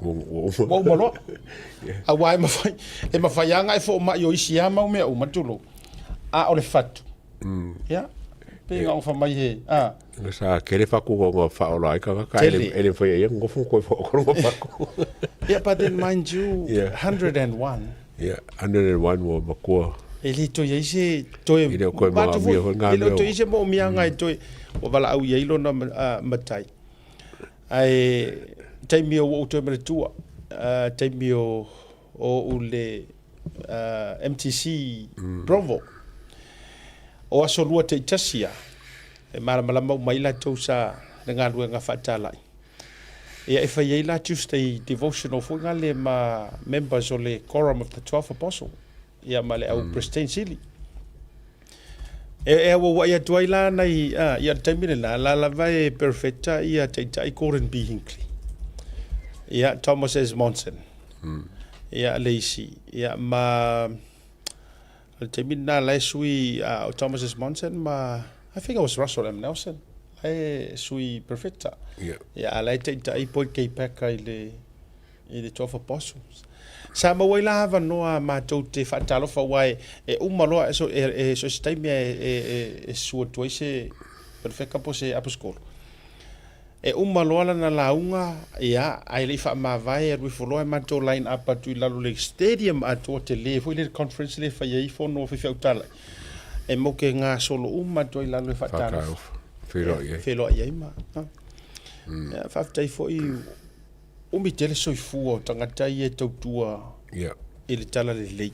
Ke la koe maa liu le Ivasfulu. Ivasfulu no. E o whala le taimire nei i la tau life so soani. Ia. Ia mo ova uma marta Ivasfulu ta Ivasfulu. Ia pe mo ova e whakausanga li Ivasfulu ia Darren Oaks. E le vatu fo ina tu malo le pope la tau. Ia. Fai fo i leo fili ngā le kalesia tele por e kalesia wao. Ia mo moli fo i tātou whamesenga leanga e o le tātou te tāu e kalesia umanei o kalesia nei te tele te tonu fo o laulangi a meso le tātou o tunu o Samoa ia pe whela onda iei le tūlanga ua iei le kalesia Commission of Bears o ngatai a mese le nganga o le tua mese a ua tātou o Utah ia walanga o Utah la i o la kouwa ai ka inge i o aso whaiso ia o le laulangi a toa ma tātou mai ni usila ia once in a lifetime e mawai se ava noa e wheiloa i ai ia pe a whai a whio mai masu mai foi yes se lia le lua se lau ia maru o le foi whalongona announce ai maru le a whai e sa vai ia mo lepa por kausan krio kusa announce ai yes yeah that's right ko kiki uma le maru i kuila o panko le na tonua ia mai se le nganga le tua ia o silfia foi le kalesia e se foi ona whainga whawai e le ilangi paruka ia o mauti noa le sio le next in line now ai tau tele yo atu nga le uka ko i me whale nganga le lau tatara noi me whale nganga ai tau tele yo le tatou Media Watch tape na mai fo i le tau ita ia Hannah Schmidt o le tatou me mai lai i whainga miki tātou o atu. O tele i mawaina le vaenga le taimisa o le whaalawiloa le atau o. Ia, kiri hoa maho. O tele i mawaina, ai whato o mawaina ina ua au mai e le to tele. I lunga. O le la o tele i loa, i sa whaise miki a le sunga le whaifi au ia o papo le ua avea. Le ua avea nei ma whaipule. O le miki lea, whamaina whaali e le atua ia te ia i se whaalinga. E alu e kau ia kuila epa. Tau iai ma le vaenga leo le amalo. Ma whainu mera na ia vai e le whalinga. I ana ia upu. Ai le ka ko mai moa, tau mai moa whalongonongo ma sila iai. Ia i le whalinga po o le. Ia walangor ko inga e known fo i mea ngai maronga whingi. Ia, wa... O peo se kako valo hole po se... perfecta foi la ko il ai fa pe ka faia forfolanga ele kaunga se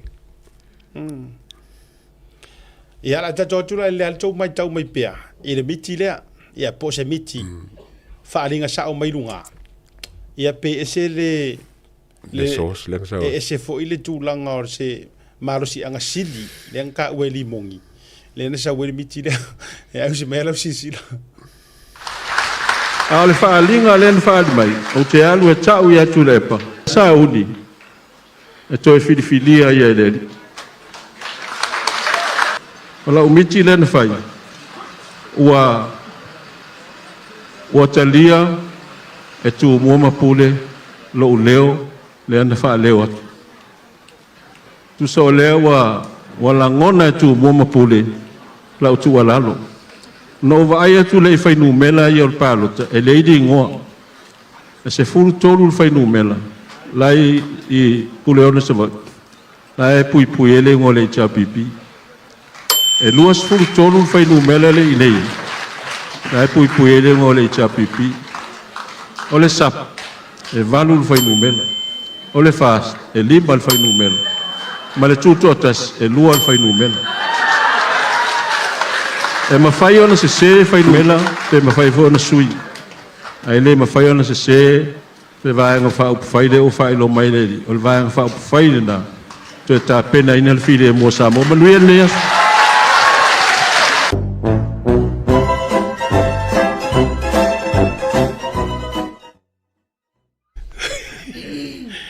Shoot. Ia si ia makamai ari I lau sunga na nga o e ore si fai miki. O le a sa u sila sila I le kua inga o le whaalinga na mai e le atua u tale ta u ia tu le pa. O ke le lenga po fele kua le ka mai le whaalinga. Wai. Po se kupua waka, po se kupua, la sisi koe nga kupua wa. Le whai mai e fia foi. E rosu koru e cha pipi. O makua leki yo ala wa. Ni kio la ba ke ia fonkoe mo limongi mo kule. O ngo le wa fai loa e fai miki dia. Ia ko sisi ko o ave fa mo nga sa ola miki. Ei. O matua mau luma tu le par miki dia. Ta ko ngi ko rephrase ako. A fa pe la o le o tato mori mawina sa moa o le sauce le. O ile fa mo o le fa lango lea. Po le tuano foa lea sa whaalango ai le papatua o le toi ina e manu maloa. Oh my good boy. Ua iei le tangata ua aru whaase e le toi ina. Ola ula na vaai. E te sira fia le a taua le mafua anga wala ino ua makukiri o tele I maua le video le otherwise. Ida kai me o le whaalau iloa. Otherwise, wa lewa nga mawakua. Sa, o lewa nga pe. Wa lewa na mawatua. Ai whato a mano mai lunga na sen mai fo ia la utamasu e sue le ia tia. Si uso ia fisolai. Ia. Na sen mai ia tia. O wawai a kungo. Soli. E se fo le mea le la ufa ila wawai a tu. Ai tu sa le mea na whai ele I tupun palota. Lea la ua la tu le whai miki ele I atau. Ka u whaalinga. Kuso se whaalinga. A whai wari mangingo anga upu. O le whaalinga. Mana tua mai fo ila, o le mea fo ila le na vivesi ai fo I tulou le mea na tupu isio nalo. Ia, lenga o. Lenga carry ai fo I lea le upu lea o le whaalinga. Ai lango e kulepa. E oe. Kulepa le sai ko lango ingol me. Le na ave e Roma. Nga e ngoi Roma. Le pe e fai ma tu lou le ngana e fai ma saule para I lima ma le fe vai disi me mo auru a. Aro winga la le no fai atu. A le tio a la to e fa se ina sto ina mai le nei fo I tau ma fainga. Ono o le wa lu atu le tangata wa le o to e ta walanga e la vatura uia kau ke mala ma umai ma ka upsisidi le ya tau. La vatura uia take Whawhiwhenga e koe mawangi whaalinga wa ele koe whaiwheau. Pe a whapea. Pe a whapea nei o lela at consider oi o se whaiwheau oi o kangaka o le tua. I mean, e whawhiwhenga koe karangu aku le kua ia oi wa umaru kaimi. Wa se kofi. E oi. Le angor kaimi anga ve se ai saulo mar kofi kau a. Ele koe karangu ia ile kua ia saulo karangu ia kavika. Ai se ala o le awa koe pe ia oi nga whaalinga. And yet, wa ke le loa ya upole ale mafuanga pe nga fa ma vai pe nga malolo whatsoever reason o ke le fia su e geli. O le koe fefeau. Ai paule na vaenga le o te fai atu o ie. E fa fefeanga fa lango se mangu malo se HRPP se fa ringa skanga o la fo e aru e fa ku au o la fo e aru ia langa vaenga fa up fa. E feo lolo e kau ama mai a dia ule ia tau pe anga ngi fa ringa nga mau ngi au kuko kasi. Tau mo mai. Ka fe pe anga sao. No winga o kai le kare sa mo ko mo palmia. Longo winga paulo le tangata e unga ifo uma ele HRPP. Mongia. Ta fe pe anga sao palafu lea. E rola ukala. E longo winga e ise kofi nga wala ngai le fia e se aku de pa mat palmia. Ai unha kofi e unha kofi fa pe o se minister of churches. Minska ekalesia. Minska malo leka kroi Minska. E unha fa aku wala nga kula e pa can do anything. Minska ekalesia is. Ka fefe pe anga sao palo lea. Wa me lea. Ele se miki. Emotion. Imo. Le imo. Mako liem foi e foi nge sa kangi ma foi miki ka fa pengi. Ngana ngova. Ka fefe pe anga sao. Kero oi. E yai se makanga ruenga fou e ka o se matanga ruenga mo e kalesia so fatas. Ya mi sky lo. Ai mi sky lo lea. Longo winga e oi. ke lola oi makali vole ka kalngo kasinge sui ngo ka ile cha pipi le uma wakula im kwa ingo kule wa to te sila fia wa pe fo ile ngu mela wa pe nga umar tau tai aingi ai wala pe nga man ko fo iso se mera ku ngal tau tai e mak wailo uma fo ile lang kai mi nga umma fa pe mele leo te tau bobo ia mele te tau so valley mele o mai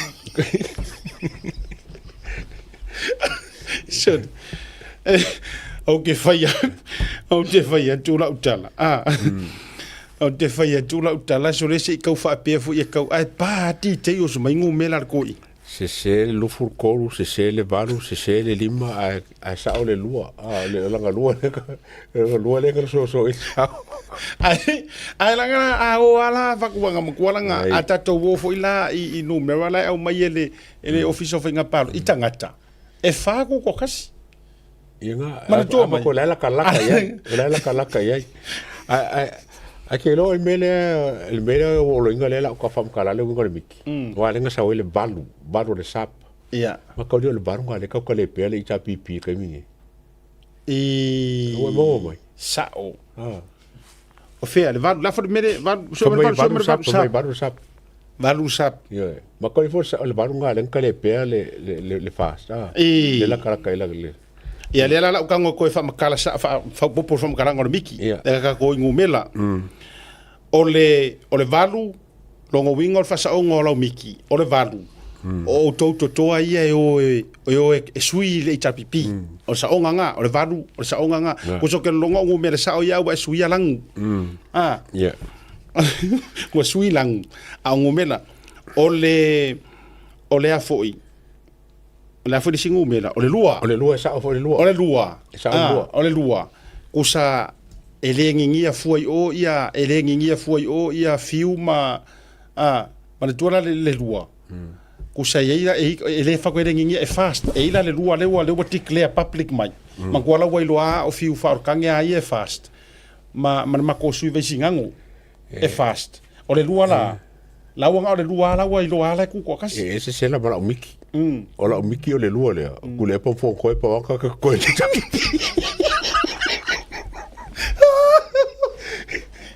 oi nei de ko mo wala sia le ko mo subu e dese e le leila o fa longo la angiru ko si le ko mo subu o kadinga le ko mo subu o kadinga mandi o le lua ku la pa mani mongi ku ese ku la pa mani mongi ku ese ya nga o ku le pon fon ko ya wa ku le pon limong ku so luanga o le luanga e o ese ko ko o le lima o le lima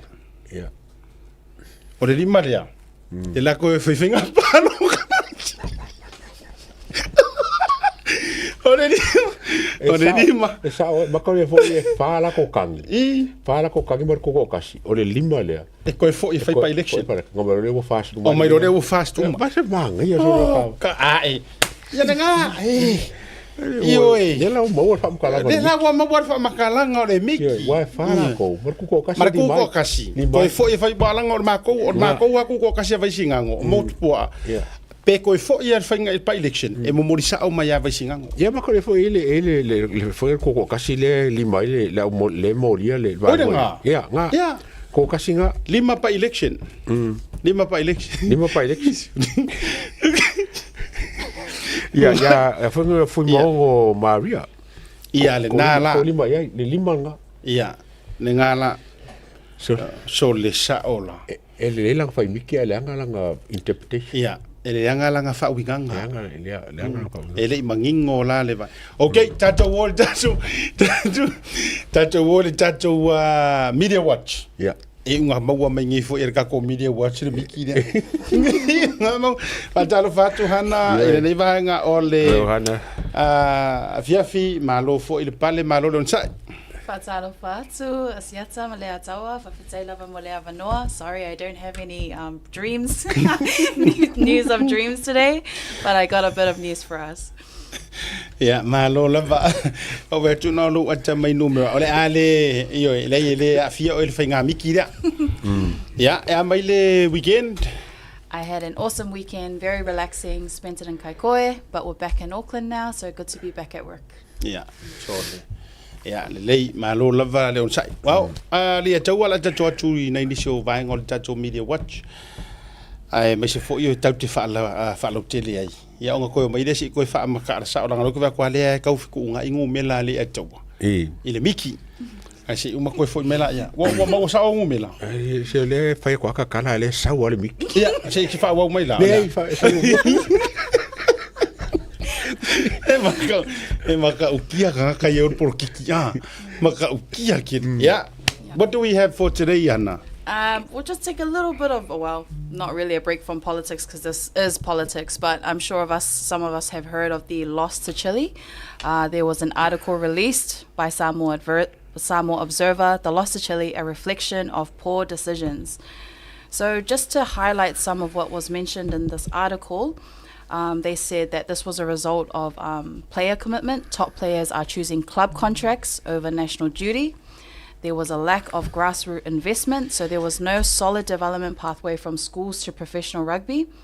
They, quoted from the article, if we had done this decades ago, focused resources on building the game from the grassroots level, we would have had a tough time selecting players. Instead, we are running around seeking players playing in the second and third tier.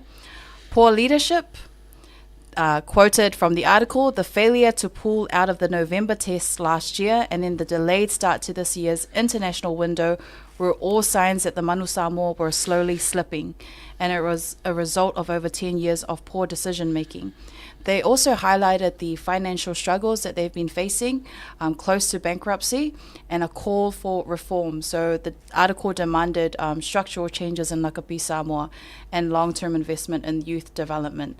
So I was actually, for this article, it was written by the editorial board. For those of you who don't know what the editorial board is, it's the senior journalist at Samoa Observers, and they kind of create the ethics and the values of the direction of Samoa Observer. So they were the ones that wrote this article. But compared to previous articles they've written, criticizing Manu Samoa, this had to be one of the hardest that they've written, in my observation. So, Favtayana, aola ofisiri la li atawa, tatou whaasoa. Whaamata o sao le whauru talaina o le article po o le mea.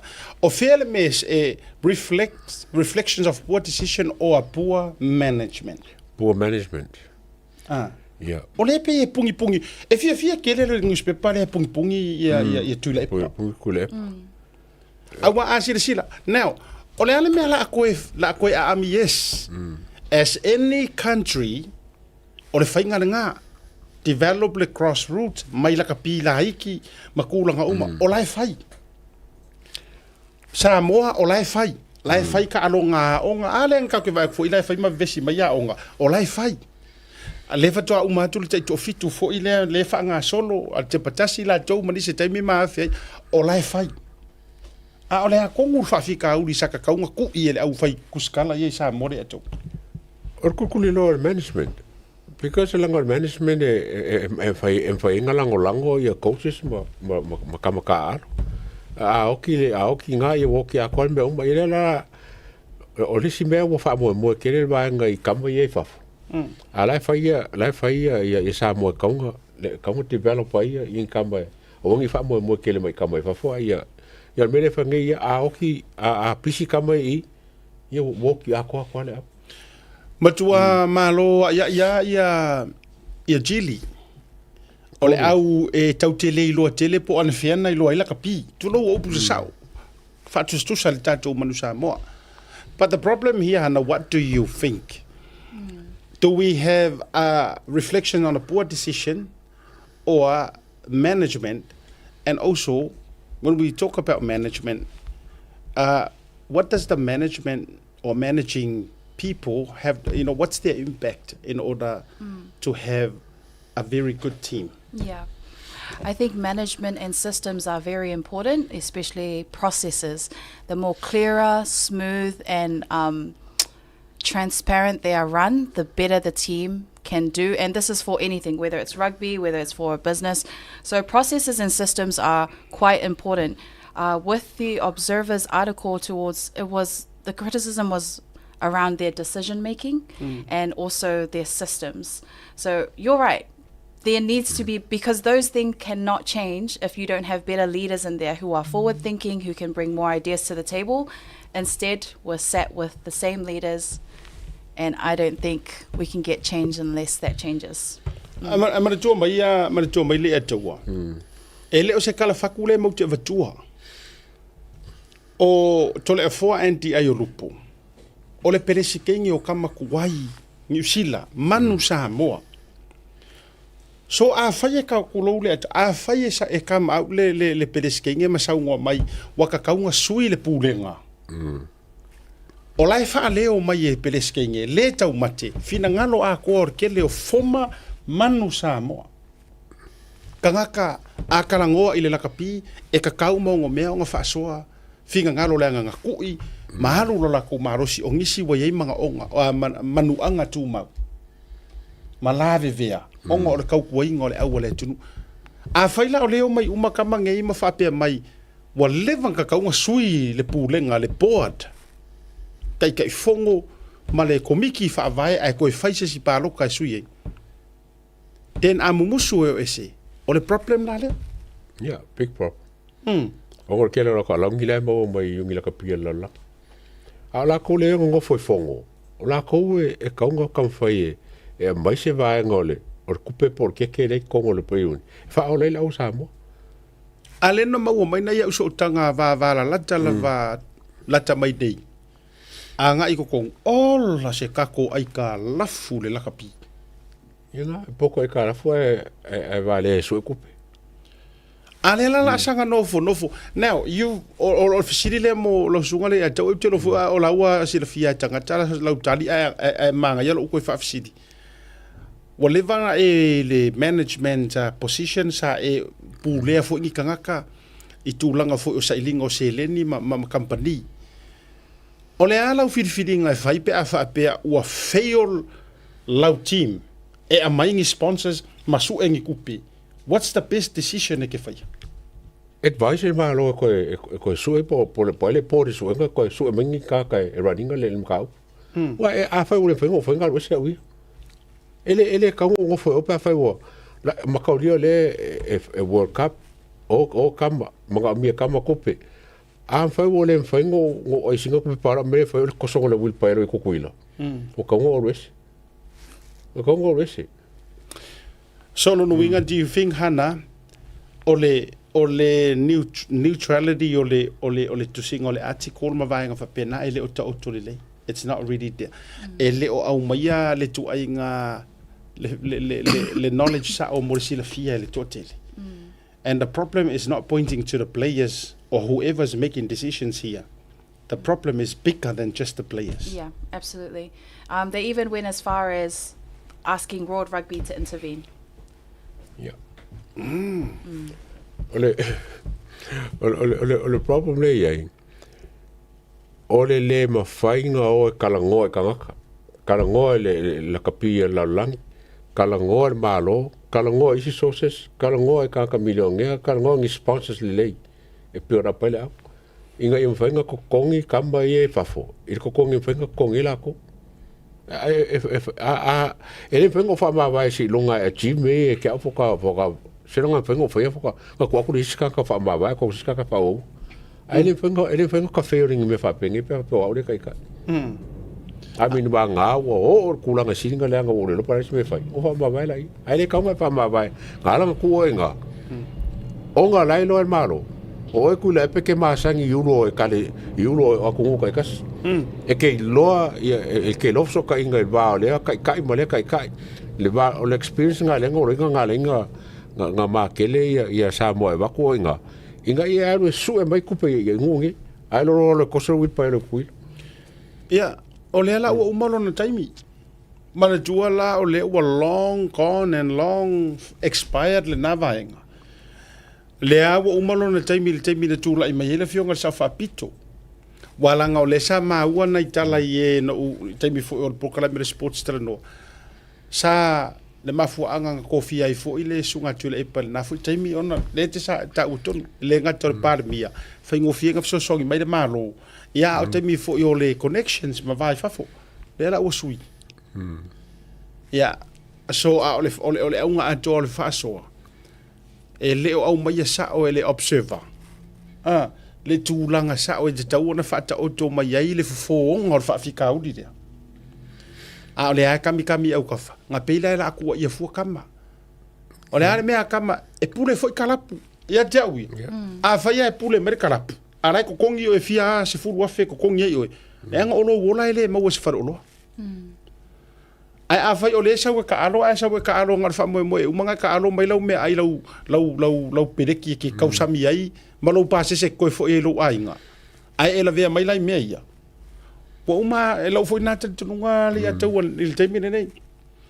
ye se ka ua mo lo kongu ai a ela ve mai ma stroke mai afia mai ngi mangwanga ku mau ulo wa ele mai lo kongu nga kausia lau fa ngau mo ai iyo so it meets halfway me ia o lo loko ngu ia something it's always in you ele ave se e kangaka ele se nobody can take that away lo loko lo ku ai le fa pe ke vai kwa la umai mai o kia kwa ele se ro manga yo o maro ko ru maro fanga ale la fai ya ala fia ma travel fia ia kangaka la i luai ma so se mea lava ke re ka nga ile insua o ka kulia fo samo yo ba ku si ka mai fa mai o ele fenga nga ka pa ke la ko insua si ele ole america o me fenga lenga nga i kenge ma ka ma le fi ka ro au ai ko so e ba ngo ele fenga insua me o ka alo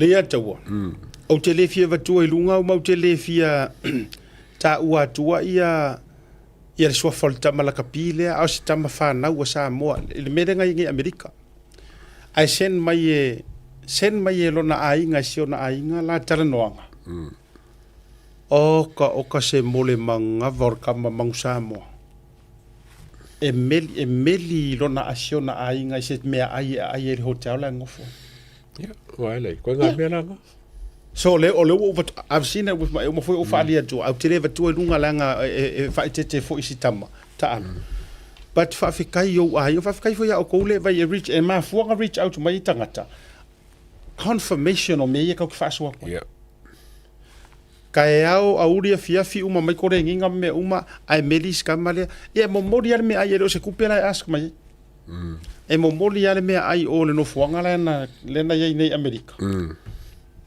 o ngor kuranga ai ka u ko yele ise o ke ko ka kongul menga ma ke fa loing nga me fa sa fa ya so au ia pika fa kelo o le o mai ngai ai lengi me ai so tele jenga luenga te fa thank you very much Hannah for identifying the article what else do we have thank you yes so on to our next article this is Between the Lines so it is an editorial board published by the editorial board of Samoa Observer. I just feel the need to repeat what an editorial board. So it's a group of senior journalists, editors, and sometimes subject matter experts within a news organizations who collectively decide the outlet's official opinions on major issues. So these are the opinion pieces that reflect the official stance of the newspaper. And the last time we had our media watch, I brought up 2 editorial board articles where they tried to portray Lauli as a liar and someone who was trying to escape. So this is another editorial which reflect the opinion of the overall newspaper. And it was a statement that they made about the former speaker who filed an election petition. They said, "It was ironic to see the former speaker file an election petition. In an interview after his defeat, he had stated that he was a free man as he stepped out of politics and would focus on his law firm." O le article le sa no ia le tamaita ia hana mo le sirfia fo ia mai so tatou fo I matua. O le fasea I manatu o le ausingia ia kusikala le observer. Mo la tau whapea mai. Sa le te tau ona alufua pa pali I tulou le fionga le fonga fitalai sai ai. Pali I o tau maspa whamai. O le anga whai mai le ia I se kasi o nga wha talanoanga ina ua mai ai le palotai le manuia. O leo le a focus ma sanga iane e whailana ofisaloia. Ai peitai o le ua whailana su po lana tangi.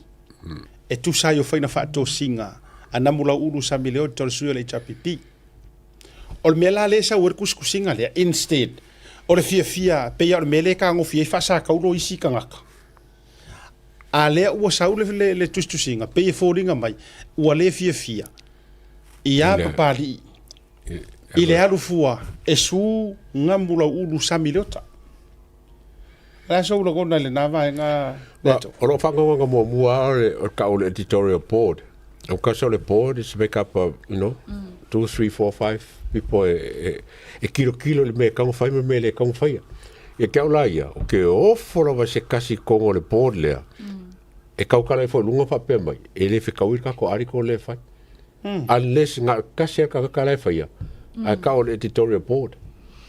Le mafuai mele mafuru uma mai ko ina kuskusinga ya ola a fa pela ola alu ya le fo kalai fo o malo lo fo nge mor kaminge e fa lankan ola se o ngame o mele fai ele ofia ole ka fai so le me ko a fa fenga ma fai balu fa maunga balu mon maula mau a ko la ko ka vale la ko ka vale a ngamlo ulu o mo ko fa I le ofisa o foganga o pali o fisili la mele fa o ofisa pali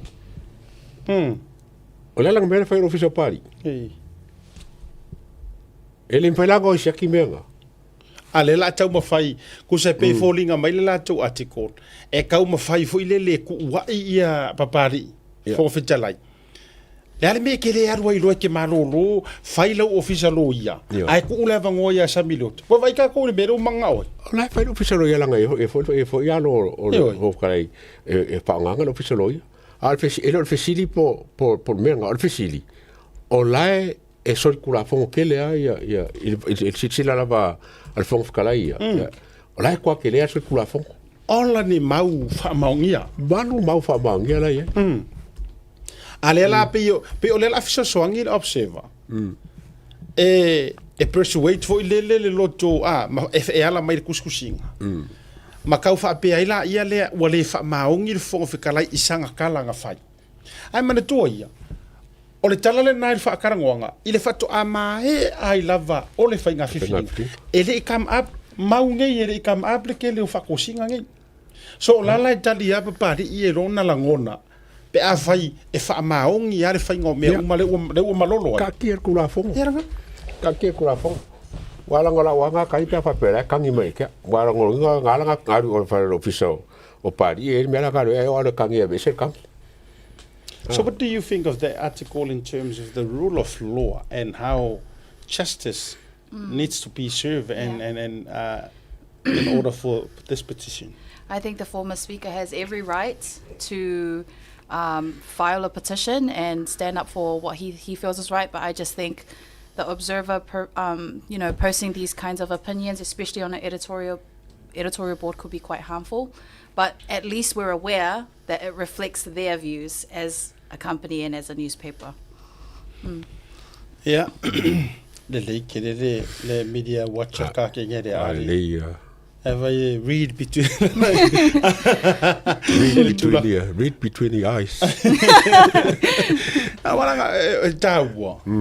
Ole tau te vava ai I tu ai ngā whainga. Mana tua le tau. Au tato ye mu tau pule. Leanga sa ye li sta pro kala mena tatara no ai.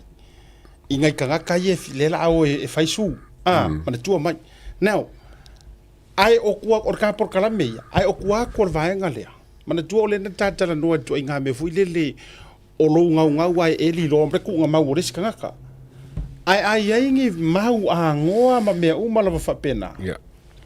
Ole mea laranga, ele haia ma se ka kulo, even e maua, ele se maa fe au le na mea, le whaitalia o le tangata e alwe avedes tangata.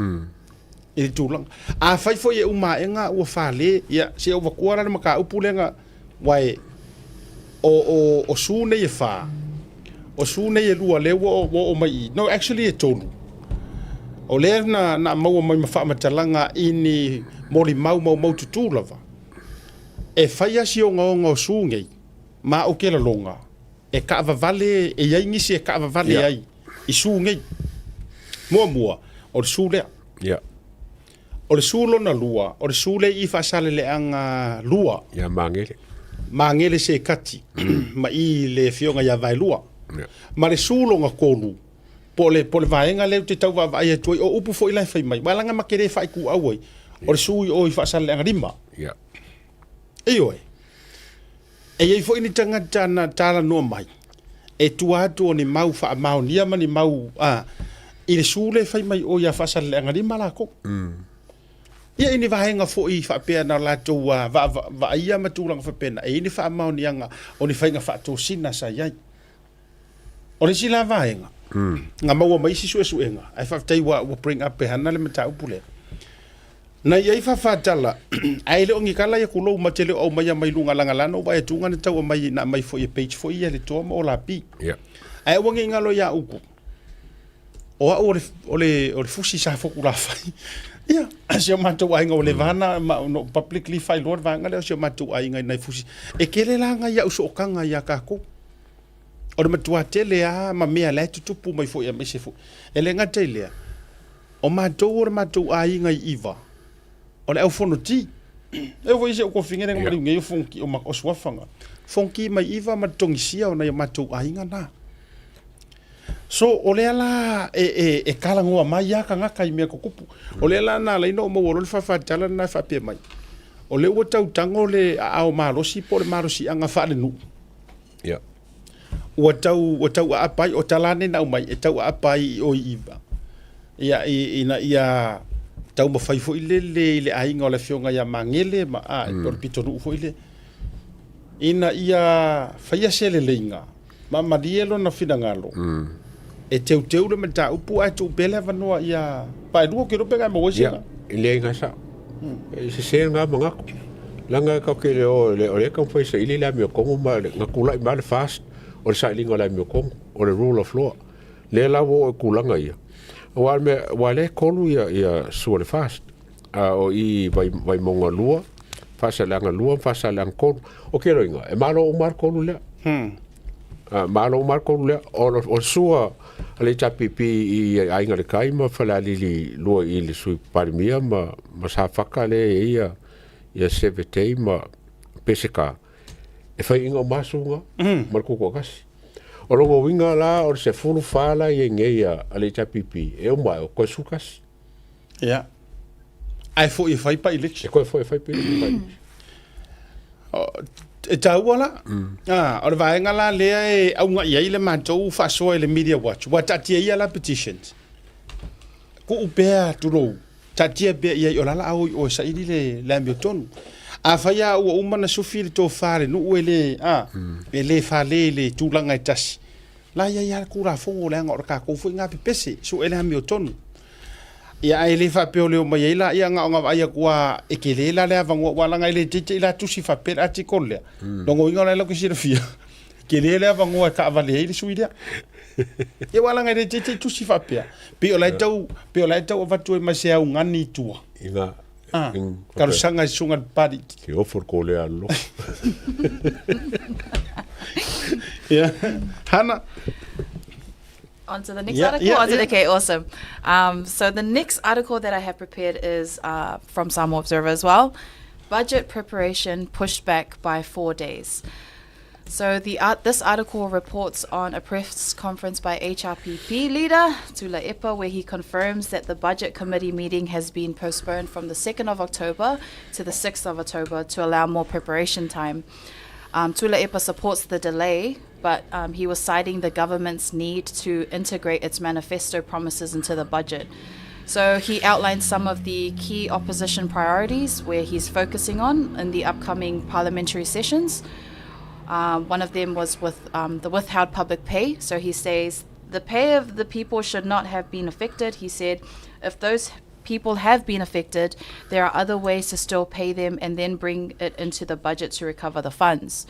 The rising cost of living is another focus of his, support of the elderly, such as pension increases.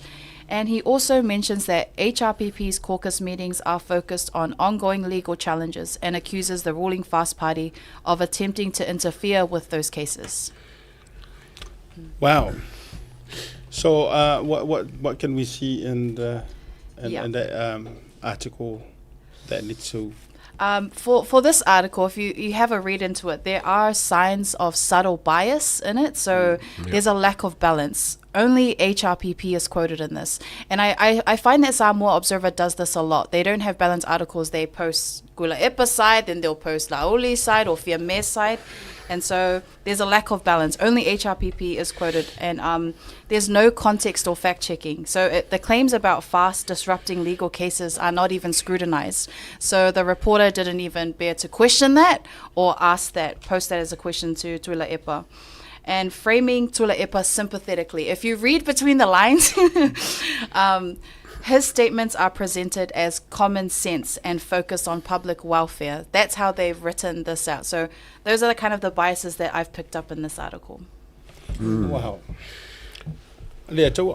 Ole, or komiki le ka or komiki o ngā ruenga e por komiki el parmengi, I think ole kai whongoi le pāpai sauro mai ka okula sole. Ole whongo pe mare kai whongoi le whongo whakalai au kanga ko le whongo o Fiame ma Kula Epa ma le Parimia. Longo winga la sui Parimia le whongo lea. O le whongo ngā le kua kongu ia le pākeki il kala o kupe. Mo le aso korse furo para skol kasi o oktopa. Le sa ku e whaila so lua o oktopa. Le koe kolo le wha. Le lak wha ngaku le maua mai masalo e alang koro walang wha ngaku le wha ailoa al kako Parimia inge ngusila.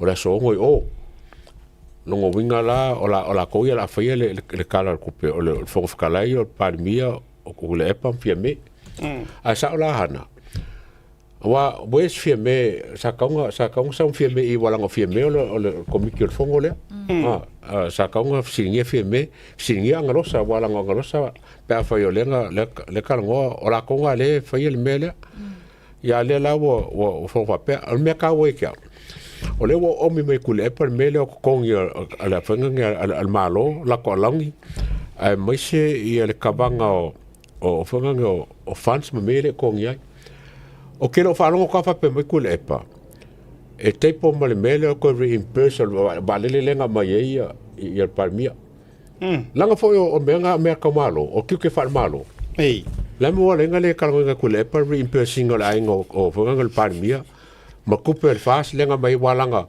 o leu kau avele ainga o Parimia ma le fast kiu ke fal malo le ala vele ngale kumikong la ariko waka kaun pa ke kilia ma ka fangala kalngoinga le ko reimbursing ole o la ainga langa la o langa amai ki abo te no ano langa ka fa ko o felanga ka mai walenga aru sol fa penge ai de kalngolan ka upule o kiu ke fal malo le o fa ila ainga ma pa ki Mania.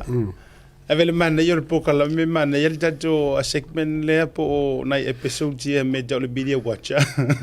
E maua mai ai vaenga ese o tulanga I tusinga o tato o tala mai I Samoa ma vaenga le au na fa le observe. Moni ma fa maun a pawai o le vaenga au mai tu sa a manga o le kuai ma faleanga. La audia madi to.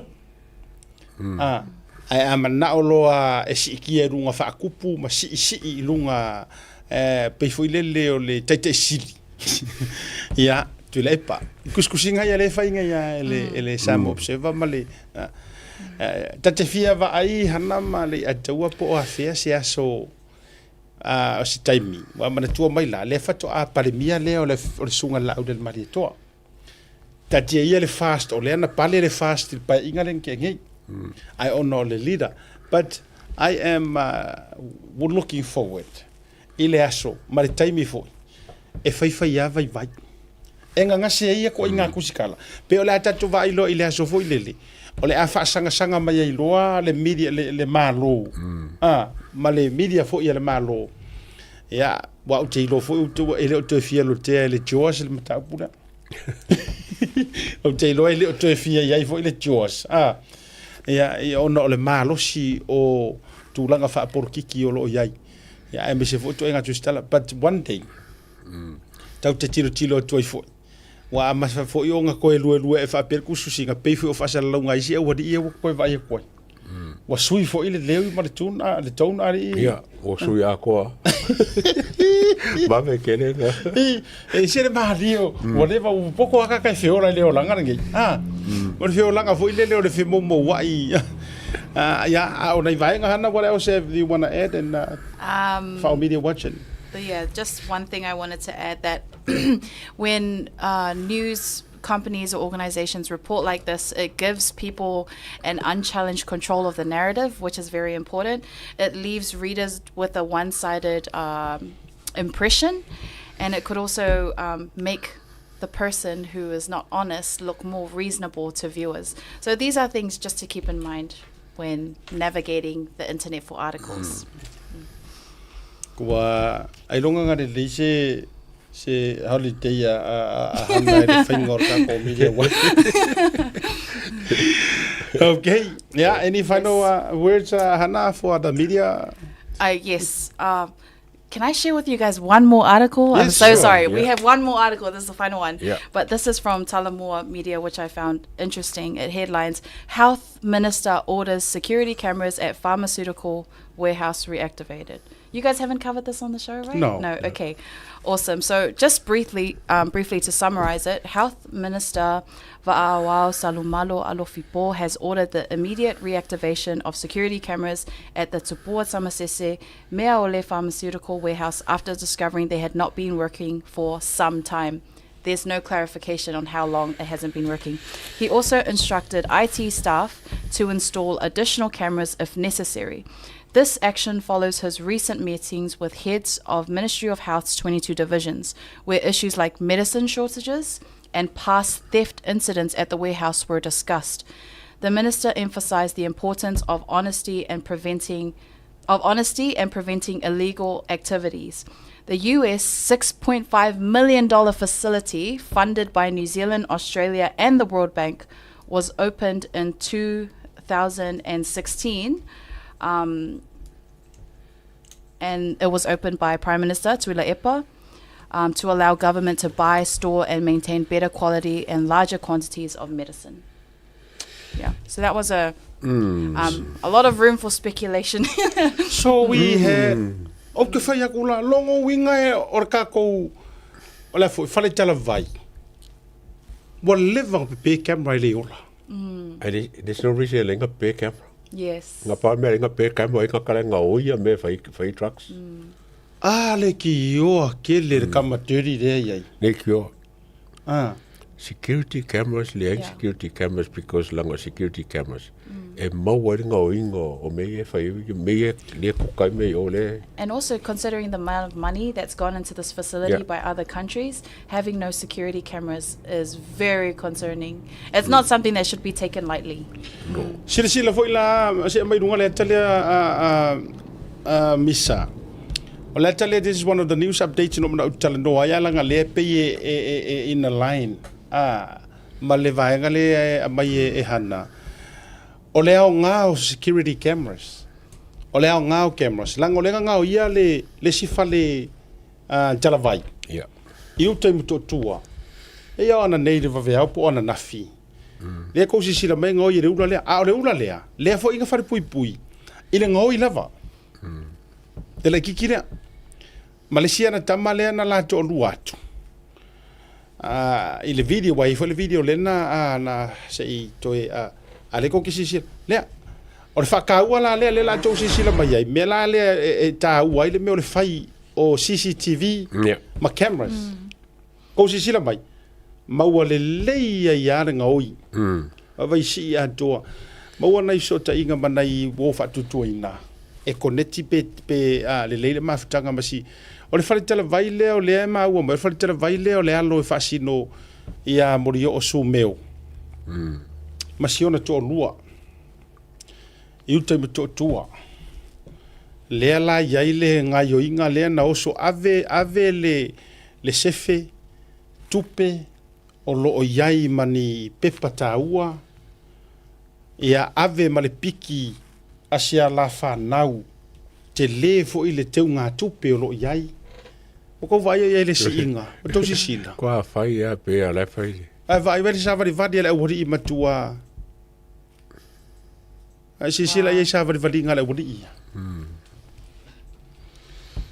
ia e maua camera i whafoi ale maua camera i kongo o le whakalivai. Yeah, exactly. And I think another important key information is to know how long it's been off for. Yeah, o tau si sila la. A lea lai tau mai i le tato i le ati. So what do you think of the story itself? What was the story reporting balance and bringing out the fact and the truth for the people to know? Yep. I think Langi was written by Langi. I think it was presented well.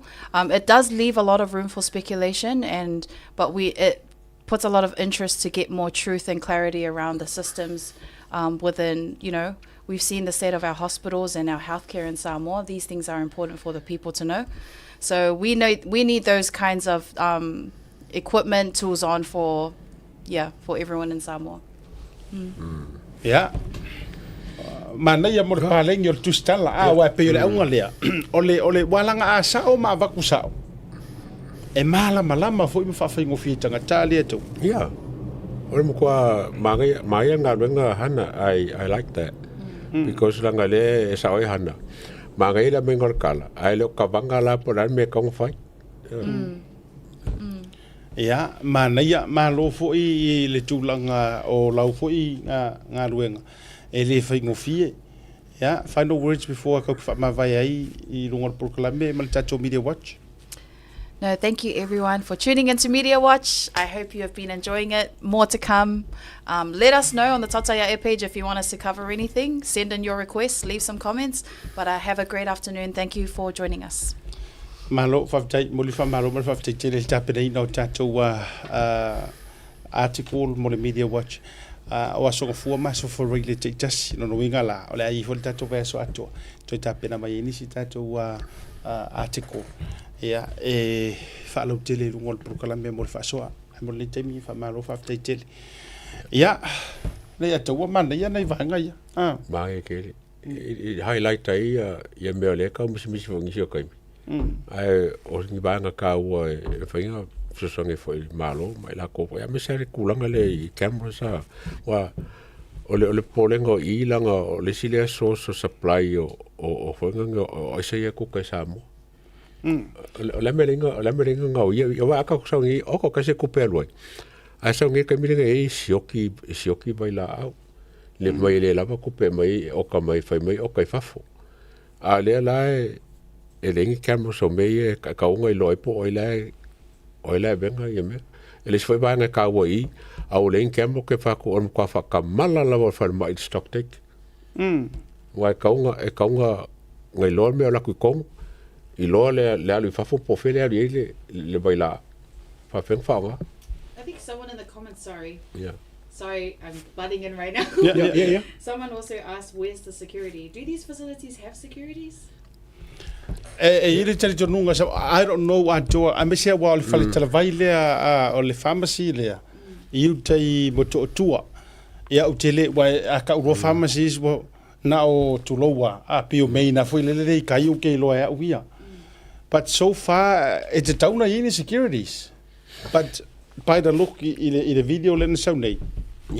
Security ko ia nga pafo e peo ia me fa penga e nga o ia kongole no ofisa ma la kole fa ia me ia e finkara nga lo security menga ia o le fatauala o nei vaenga uma pe ona tatou fa so ai o lo fa ngonga la fa tai la ufio kan bigiska o se fo marolo ina fa tai na u avela lau polo inga ile tanga ruenga se fo marolo ina ko fa ola ke le ki o winga for stock take matua i take advantage lava ia le vaenga lea i kai mirenga va mai le fonga va all fast e lo tele tonu o le temi tonu ale na tupu mai ile mai ia yang wadi ke lo inganga kape a koa ia makema ko so wango umare ko ngur vevesi le vevesi mai le fast to tonu lava ia a o matua fai i lo mafainga fa ale lo fa wadi ia po ai ai matua le fai fo so nga ia e man ko mai e kakau makangarunga umalava o nga faiso e nga oloa por stock take. Langa lela o akulu whainga malo fo. Inga i e lo le leile a makanga o stock la iei. Ma mowa ma missing stock. Ma mela o misi kongo o makanga aluenga. Ia, ma lo lava, ma na ia le. Whaftai wa au au. Whaftai tatou whainga malo. Ai awana ingalo. E leia ma sesi e sao mai mea ia. O le whaatau ua le utau mawawa ia tule ia taua na ua maua le reporti fo ile le o kika. Ia. Ile suenga le na whainei ia. O wako kaulima le sui parimia ia Muripola ia whamkaranga o lo ia le whaila maa fia lava. Ia masalo o le mele la whakalingela si ave koe siake la kofo i kaunga siakia ia ma whongol kapenge ka ma teipo ai le avenga kongol parimiki. So o kou ia limongi ma fonkoe ma kuleepa ma la kou le vinga le audit report o pole la la e li pape fo nga fai ma o kou wari singa me se ke mai kaua pe fo linga mai fo le nga fai le audit report inga ia ma o me pi o nga ko fai le nga fai le audit report o nga le si la ko fai nga malo e iai mea ele kala fe ngai a fa pela fa no report le a maua markanka o ko ia paulafa o level ko vinga le o report ia le ka mo le o mo fa mara tu ba fo ia ma fua na e popole on e le mesas so se mea e se fo ngane e ma fua na e popole ona e ia se mea e ono e afiai ia ai afa pe e ke si la fia o e le ai ma se mea e ke afiai o pole fu why worry o pole fu pe foi la mele tati fai atu nei ia matua fai drug test ala ufinga wenga malo matua tangata fainga wenga malo a maka mai ai fai pule a mata mai tangata fainga wenga uma fare fongo fare fa masingo a onga so fo malo loinga leo a uma lava fai uma interesting on Maria o le report le. E a ke mi a fe kule pa fa perkala. Ya. O sa ia fi me uma. Ai ma ko fo ngai fo ile ya laule Maria ko kapinga. E ke li fa ko fa pe. Ya sai fo ile laule Maria ko me. Pe le fa ya ku le ya nga fi me. La nga ile ko inga. Yo. O le ile ko inga e ia inga ila a ki kiri rai ko e langa ngi runga de medea ia wala fa ngala ko ifi me la ko ye ke mi ngala ko ngala ko lai fai ia ngala fa me ko mu ia la o fai me a voi tu fa ya tuale a taua ana si la fia wa uma masaro salonga o stoina o ma fuanta to fa so mele o no le wa uma nga masaro salonga ini a wala e fai e moli ai matu ia ma fa maungi ai moli nga morsunga la u le malito wa uma manga kua wa uma vaenga fa ale malo ko so rest in peace yeah or lay rest in peace or retired in peace usa wa makua i or expired in peace. Okay. Wale ya ngisi mea. Mana to fo le yo ngisi mea le ngala nga o solo involved with the case ala auria yam pesca. Ai to mo mai. Mana to le mea na ele ai masanga problema ile mea nga. Ai nga o so ai ko inga. ona wale ai ngisi mea mangu e runga ma le meo le afi foi lea ko e punga mai nga oso kulor ba ngai fiu e brasa fiu foi le ko fa manga fa meo le na foi fa pau para ngai mea resuscitate le ole recompressor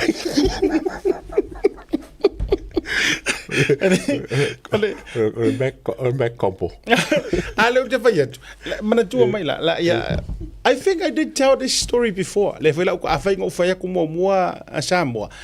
will retell it for the second time.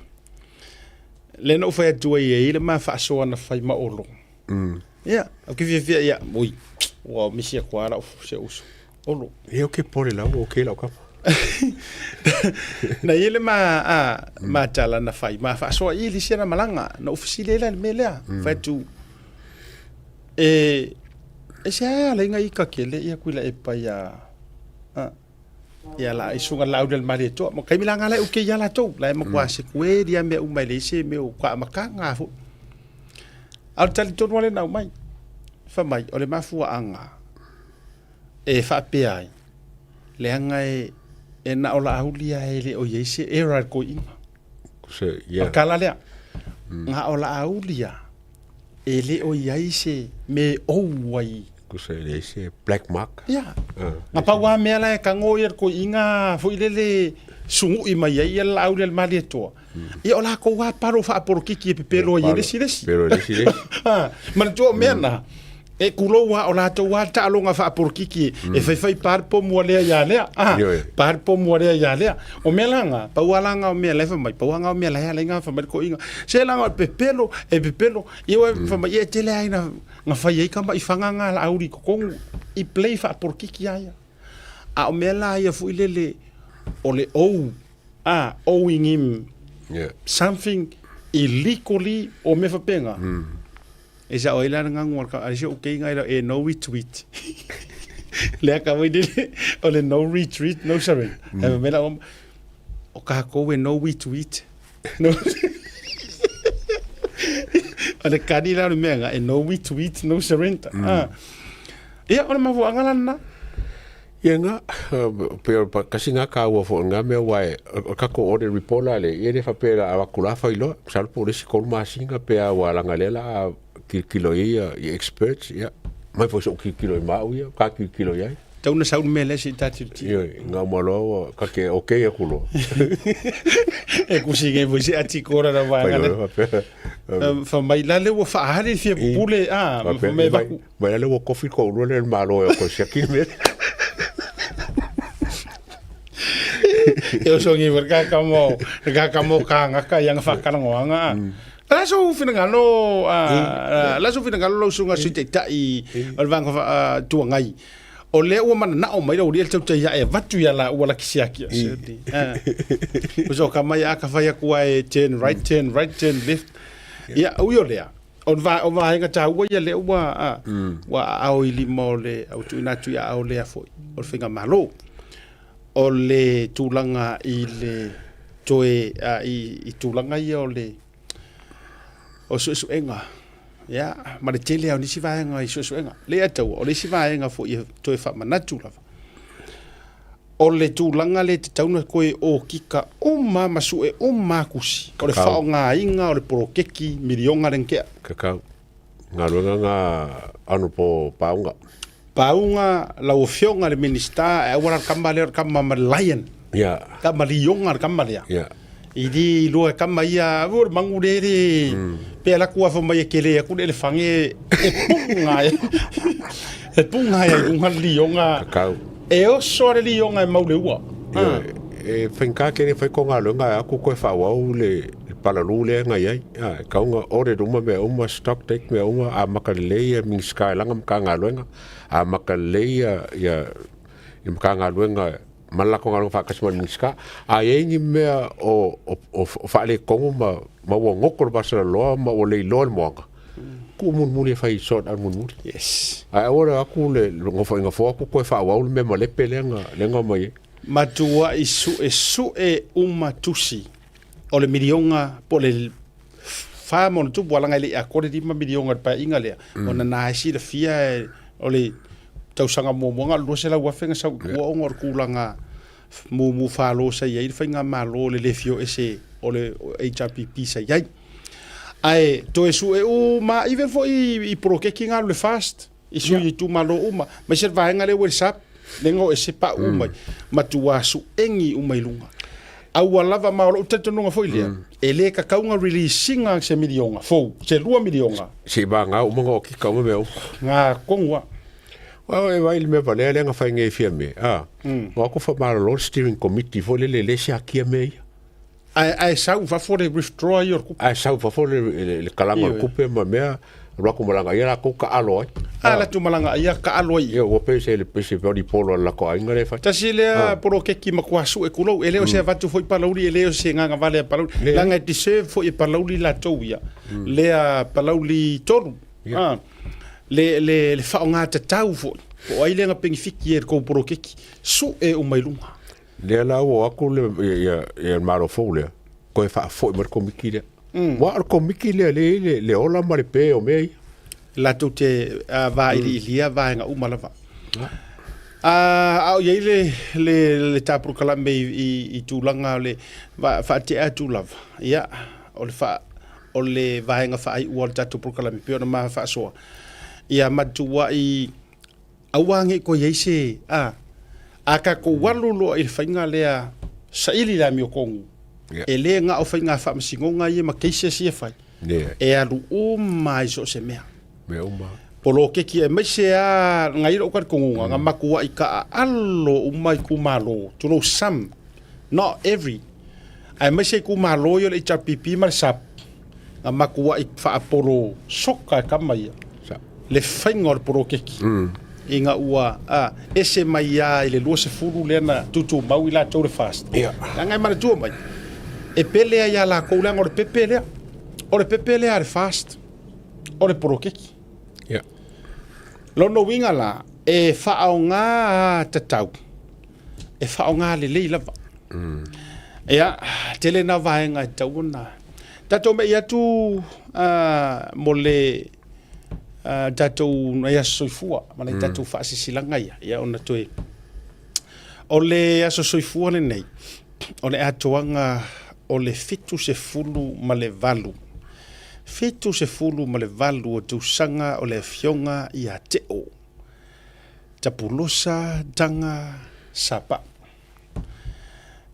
happy birthday to the heart of our family, our beautiful, the world's top ranking mom, grandma and great grandma afionga ia teo tapu losa tanga sapa o levi salaimo o levi nga mare faafetai I le tua ua ulia mai o ele tina bele lo fitu se fulu mare valu tausanga I le so alofa le tua foa I le malosi ai mai se onisi tausanga se tele I lo soifua a wale tatou mafutanga ai mai se le tausinga o si o tatou ainga fa fetaitele I lau tausinga ia I matou le whanau ai mai se o mea lelei o mai te whaia mo le tatou ainga alofaanga mai lo uso I Samoa lomi alangi te o savea o lau whanau grandchildren and great grandchildren I Samoa New Zealand ma Ausitalia. Happy birthday, Mom, and God bless. Love you always. Senia Salah Bife. Ia whapopo tuai mo malo whaanga, mo lau fionga, teo, o le anava taua. Taplosa, ia. Iyo. O mana tuai I le tala na whai e whanene e na ua mana o atu tu ia tua fia ai. Au mai nisi o nalo.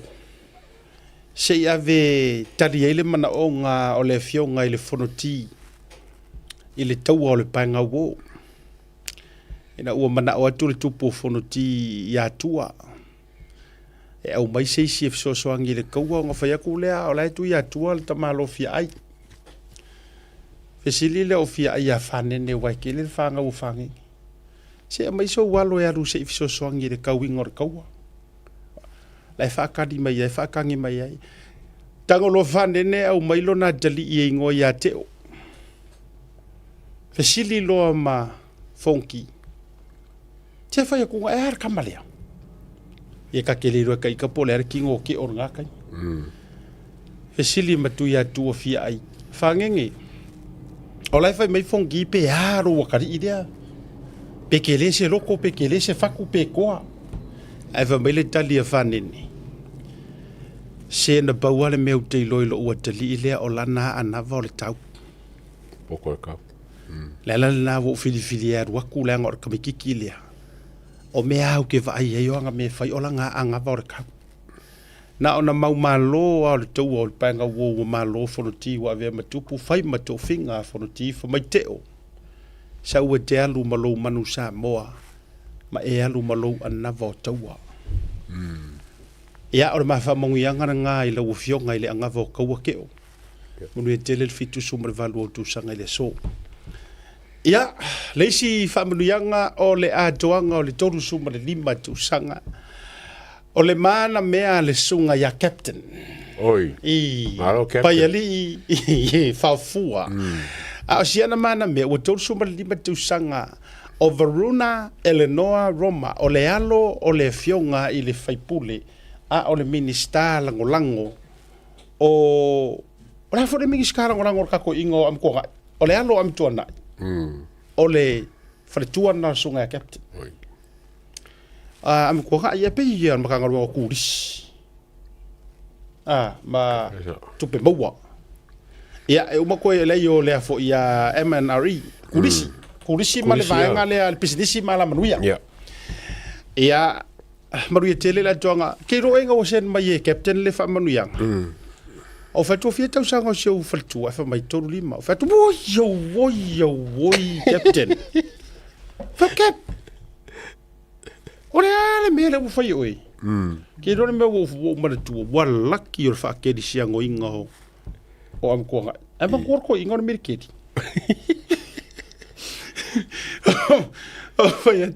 Sorry.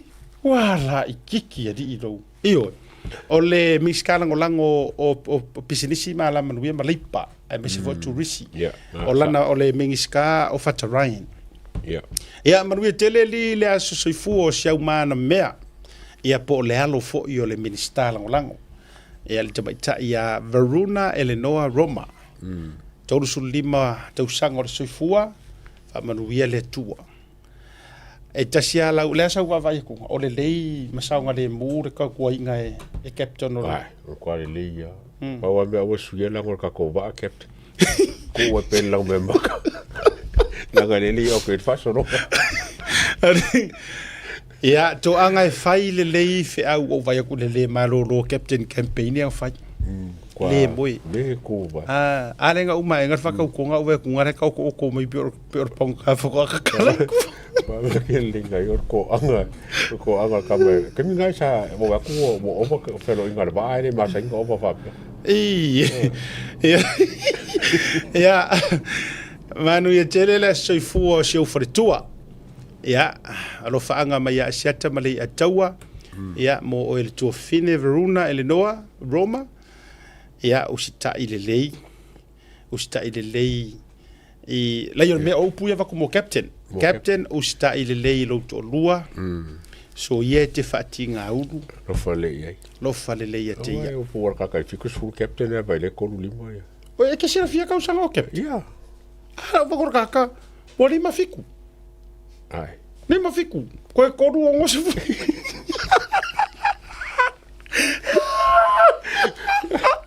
lima fiku ke no nga ka o me ko of kalosia ele i mama o atu se taimina no nofo ai ia langa ke musu walanga sorry se e kero e ko langa i lunga mar se fudu media ni ai ka kia la le ia la sfanga wo por ko ia por be oi vai defa mai kia ia mana tu le langa so ka usanga ria a defa mai mana tu e lima rua ia e mo ko ia nga e lima rua ia ai lima fiku ia captain so le e wa ku ia inga fo manga ku le ia ni ki wa fa ro in fa ai so captain wa fu ia ka vai de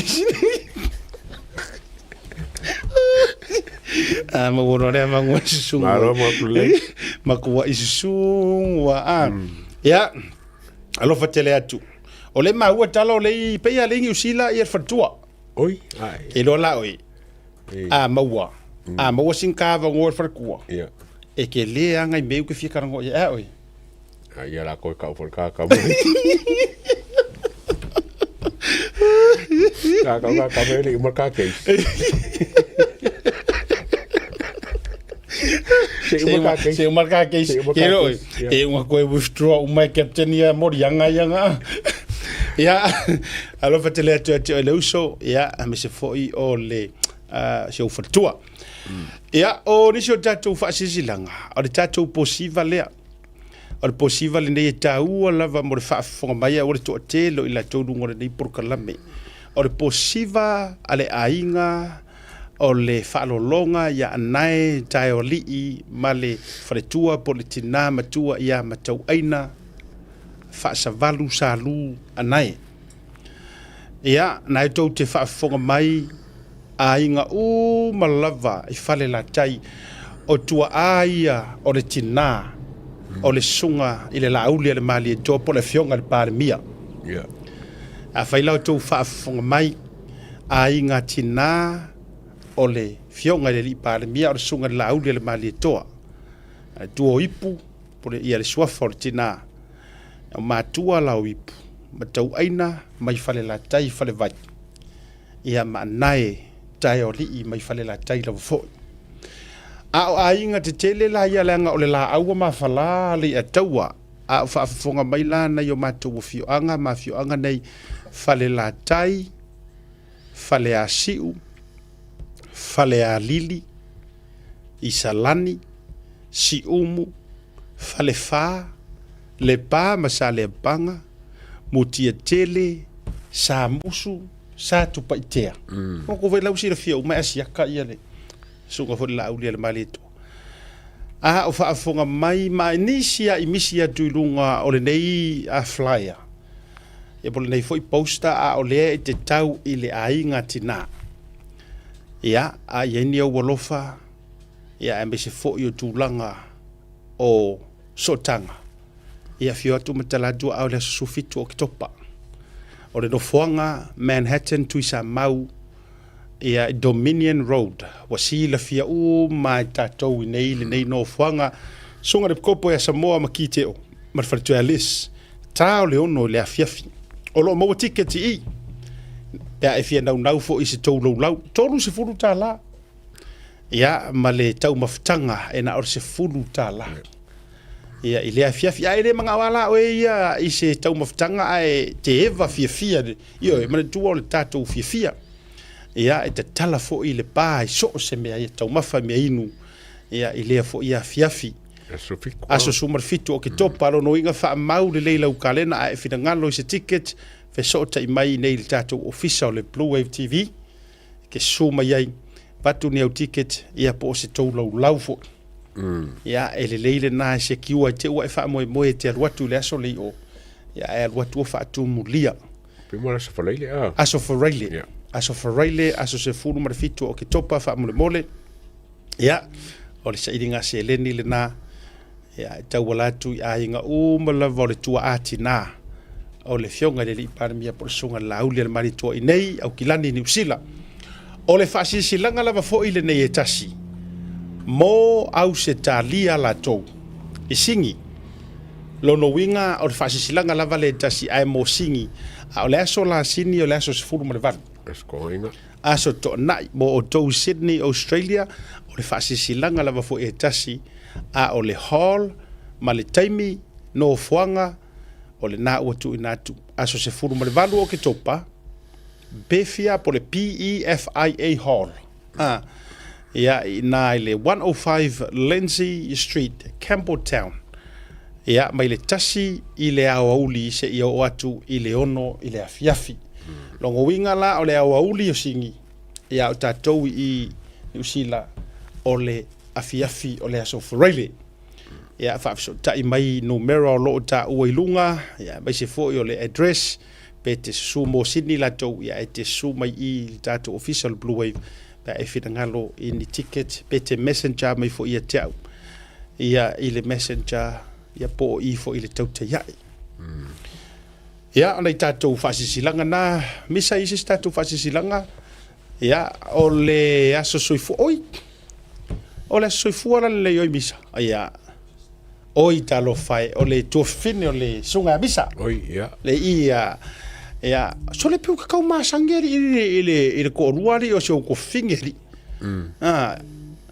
ia maruia tele le tamaita ia se leni misa ia maruia tele lo waso whanau sista alo whaanga mai au ainga uma wha maruia le tua ia te orua ia mo le tua i malo whaanga ia mai le #1 producer ia na fo me producer for production or the protection of the producer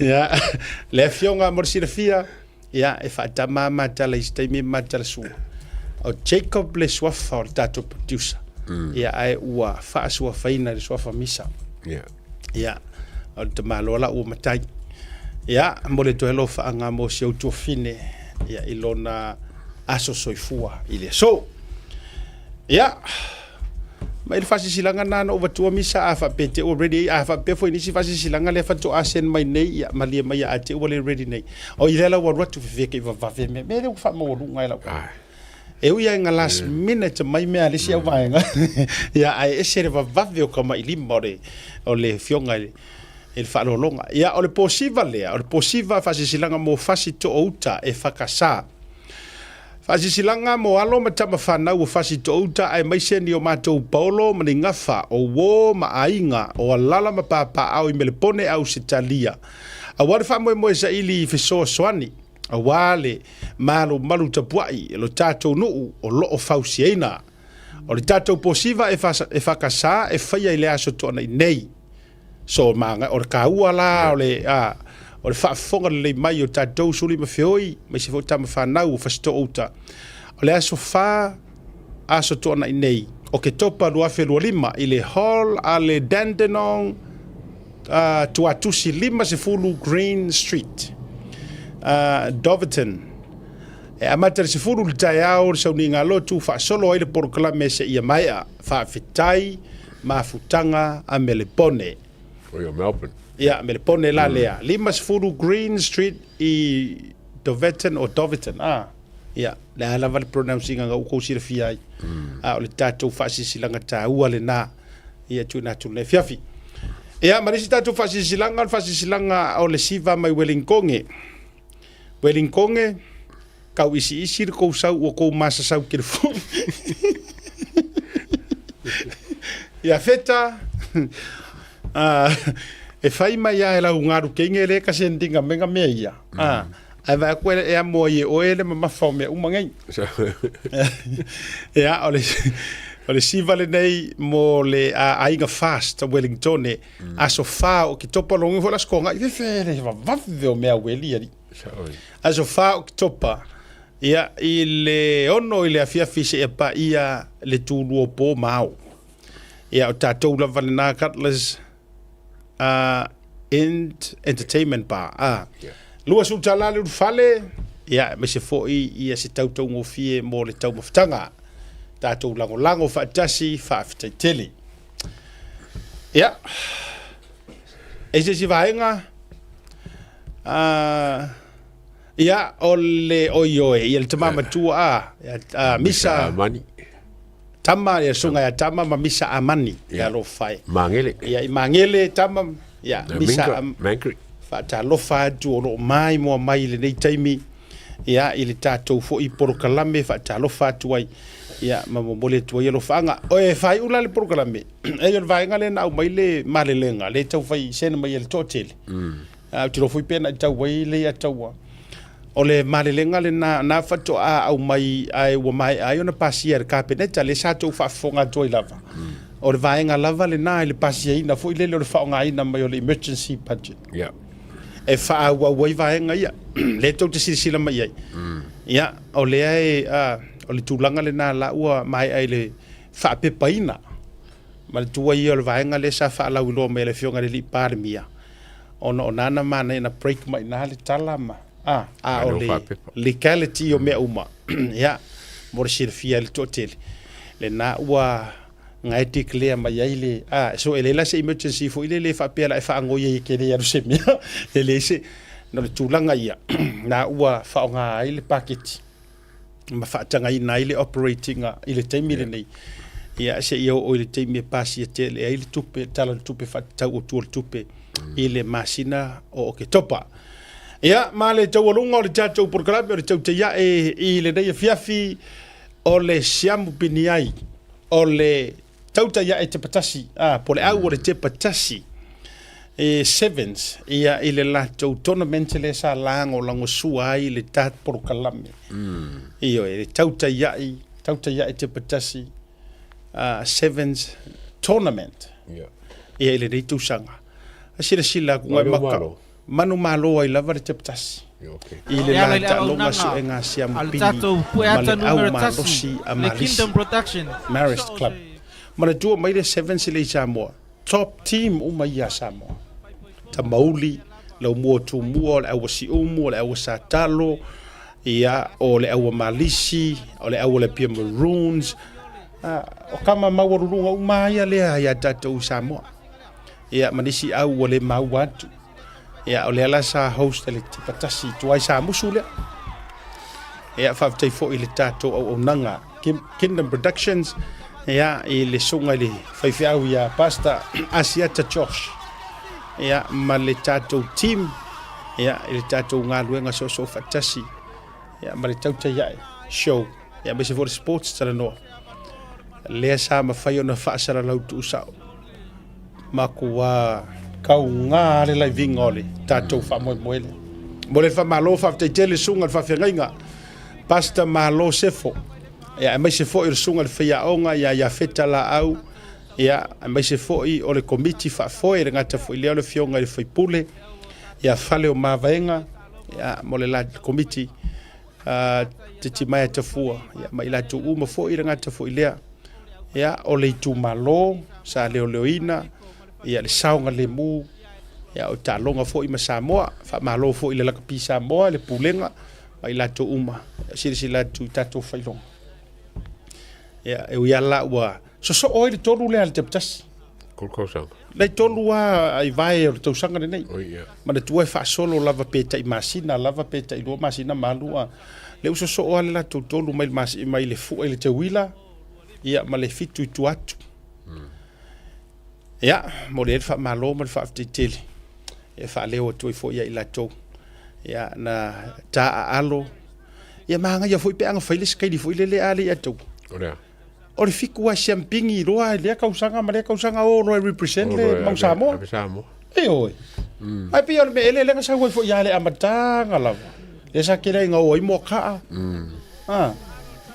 magaia lo le sakaili lea ma le telefu o le ia le fioga falo mavaega ia la ua ai maise o le suga le faafeagaiga ia pasta mālō sefo ia o i la ua lea le komiti faafoe o le sevens lea ia ituā te patasi ia ao faailoga uma lava sa faia atu o le tatou ua e le ipu e le tatou polokalame o le tautaiaʻe ia e maise o faailoga tauoloa o le plate o le pole ia maise foʻi o le MVP po le tamataalo o le tournament o le ipu lana ku faasolo pe ngofo ai le au e ngofo ai le au o ia koe fai ripu ia langa la ua fai a le sevens o le sevens lea e le faapeo se sevens o pei o lae e fai a e lea iugi ia maloka afta e lakou failoga sa le iugi lea yes e pei e le o atagia mai e foliga mai a o pokalame a le lakapi Samoa but e lo ingi kupe la lakapi Samoa e faakigo mai mea ia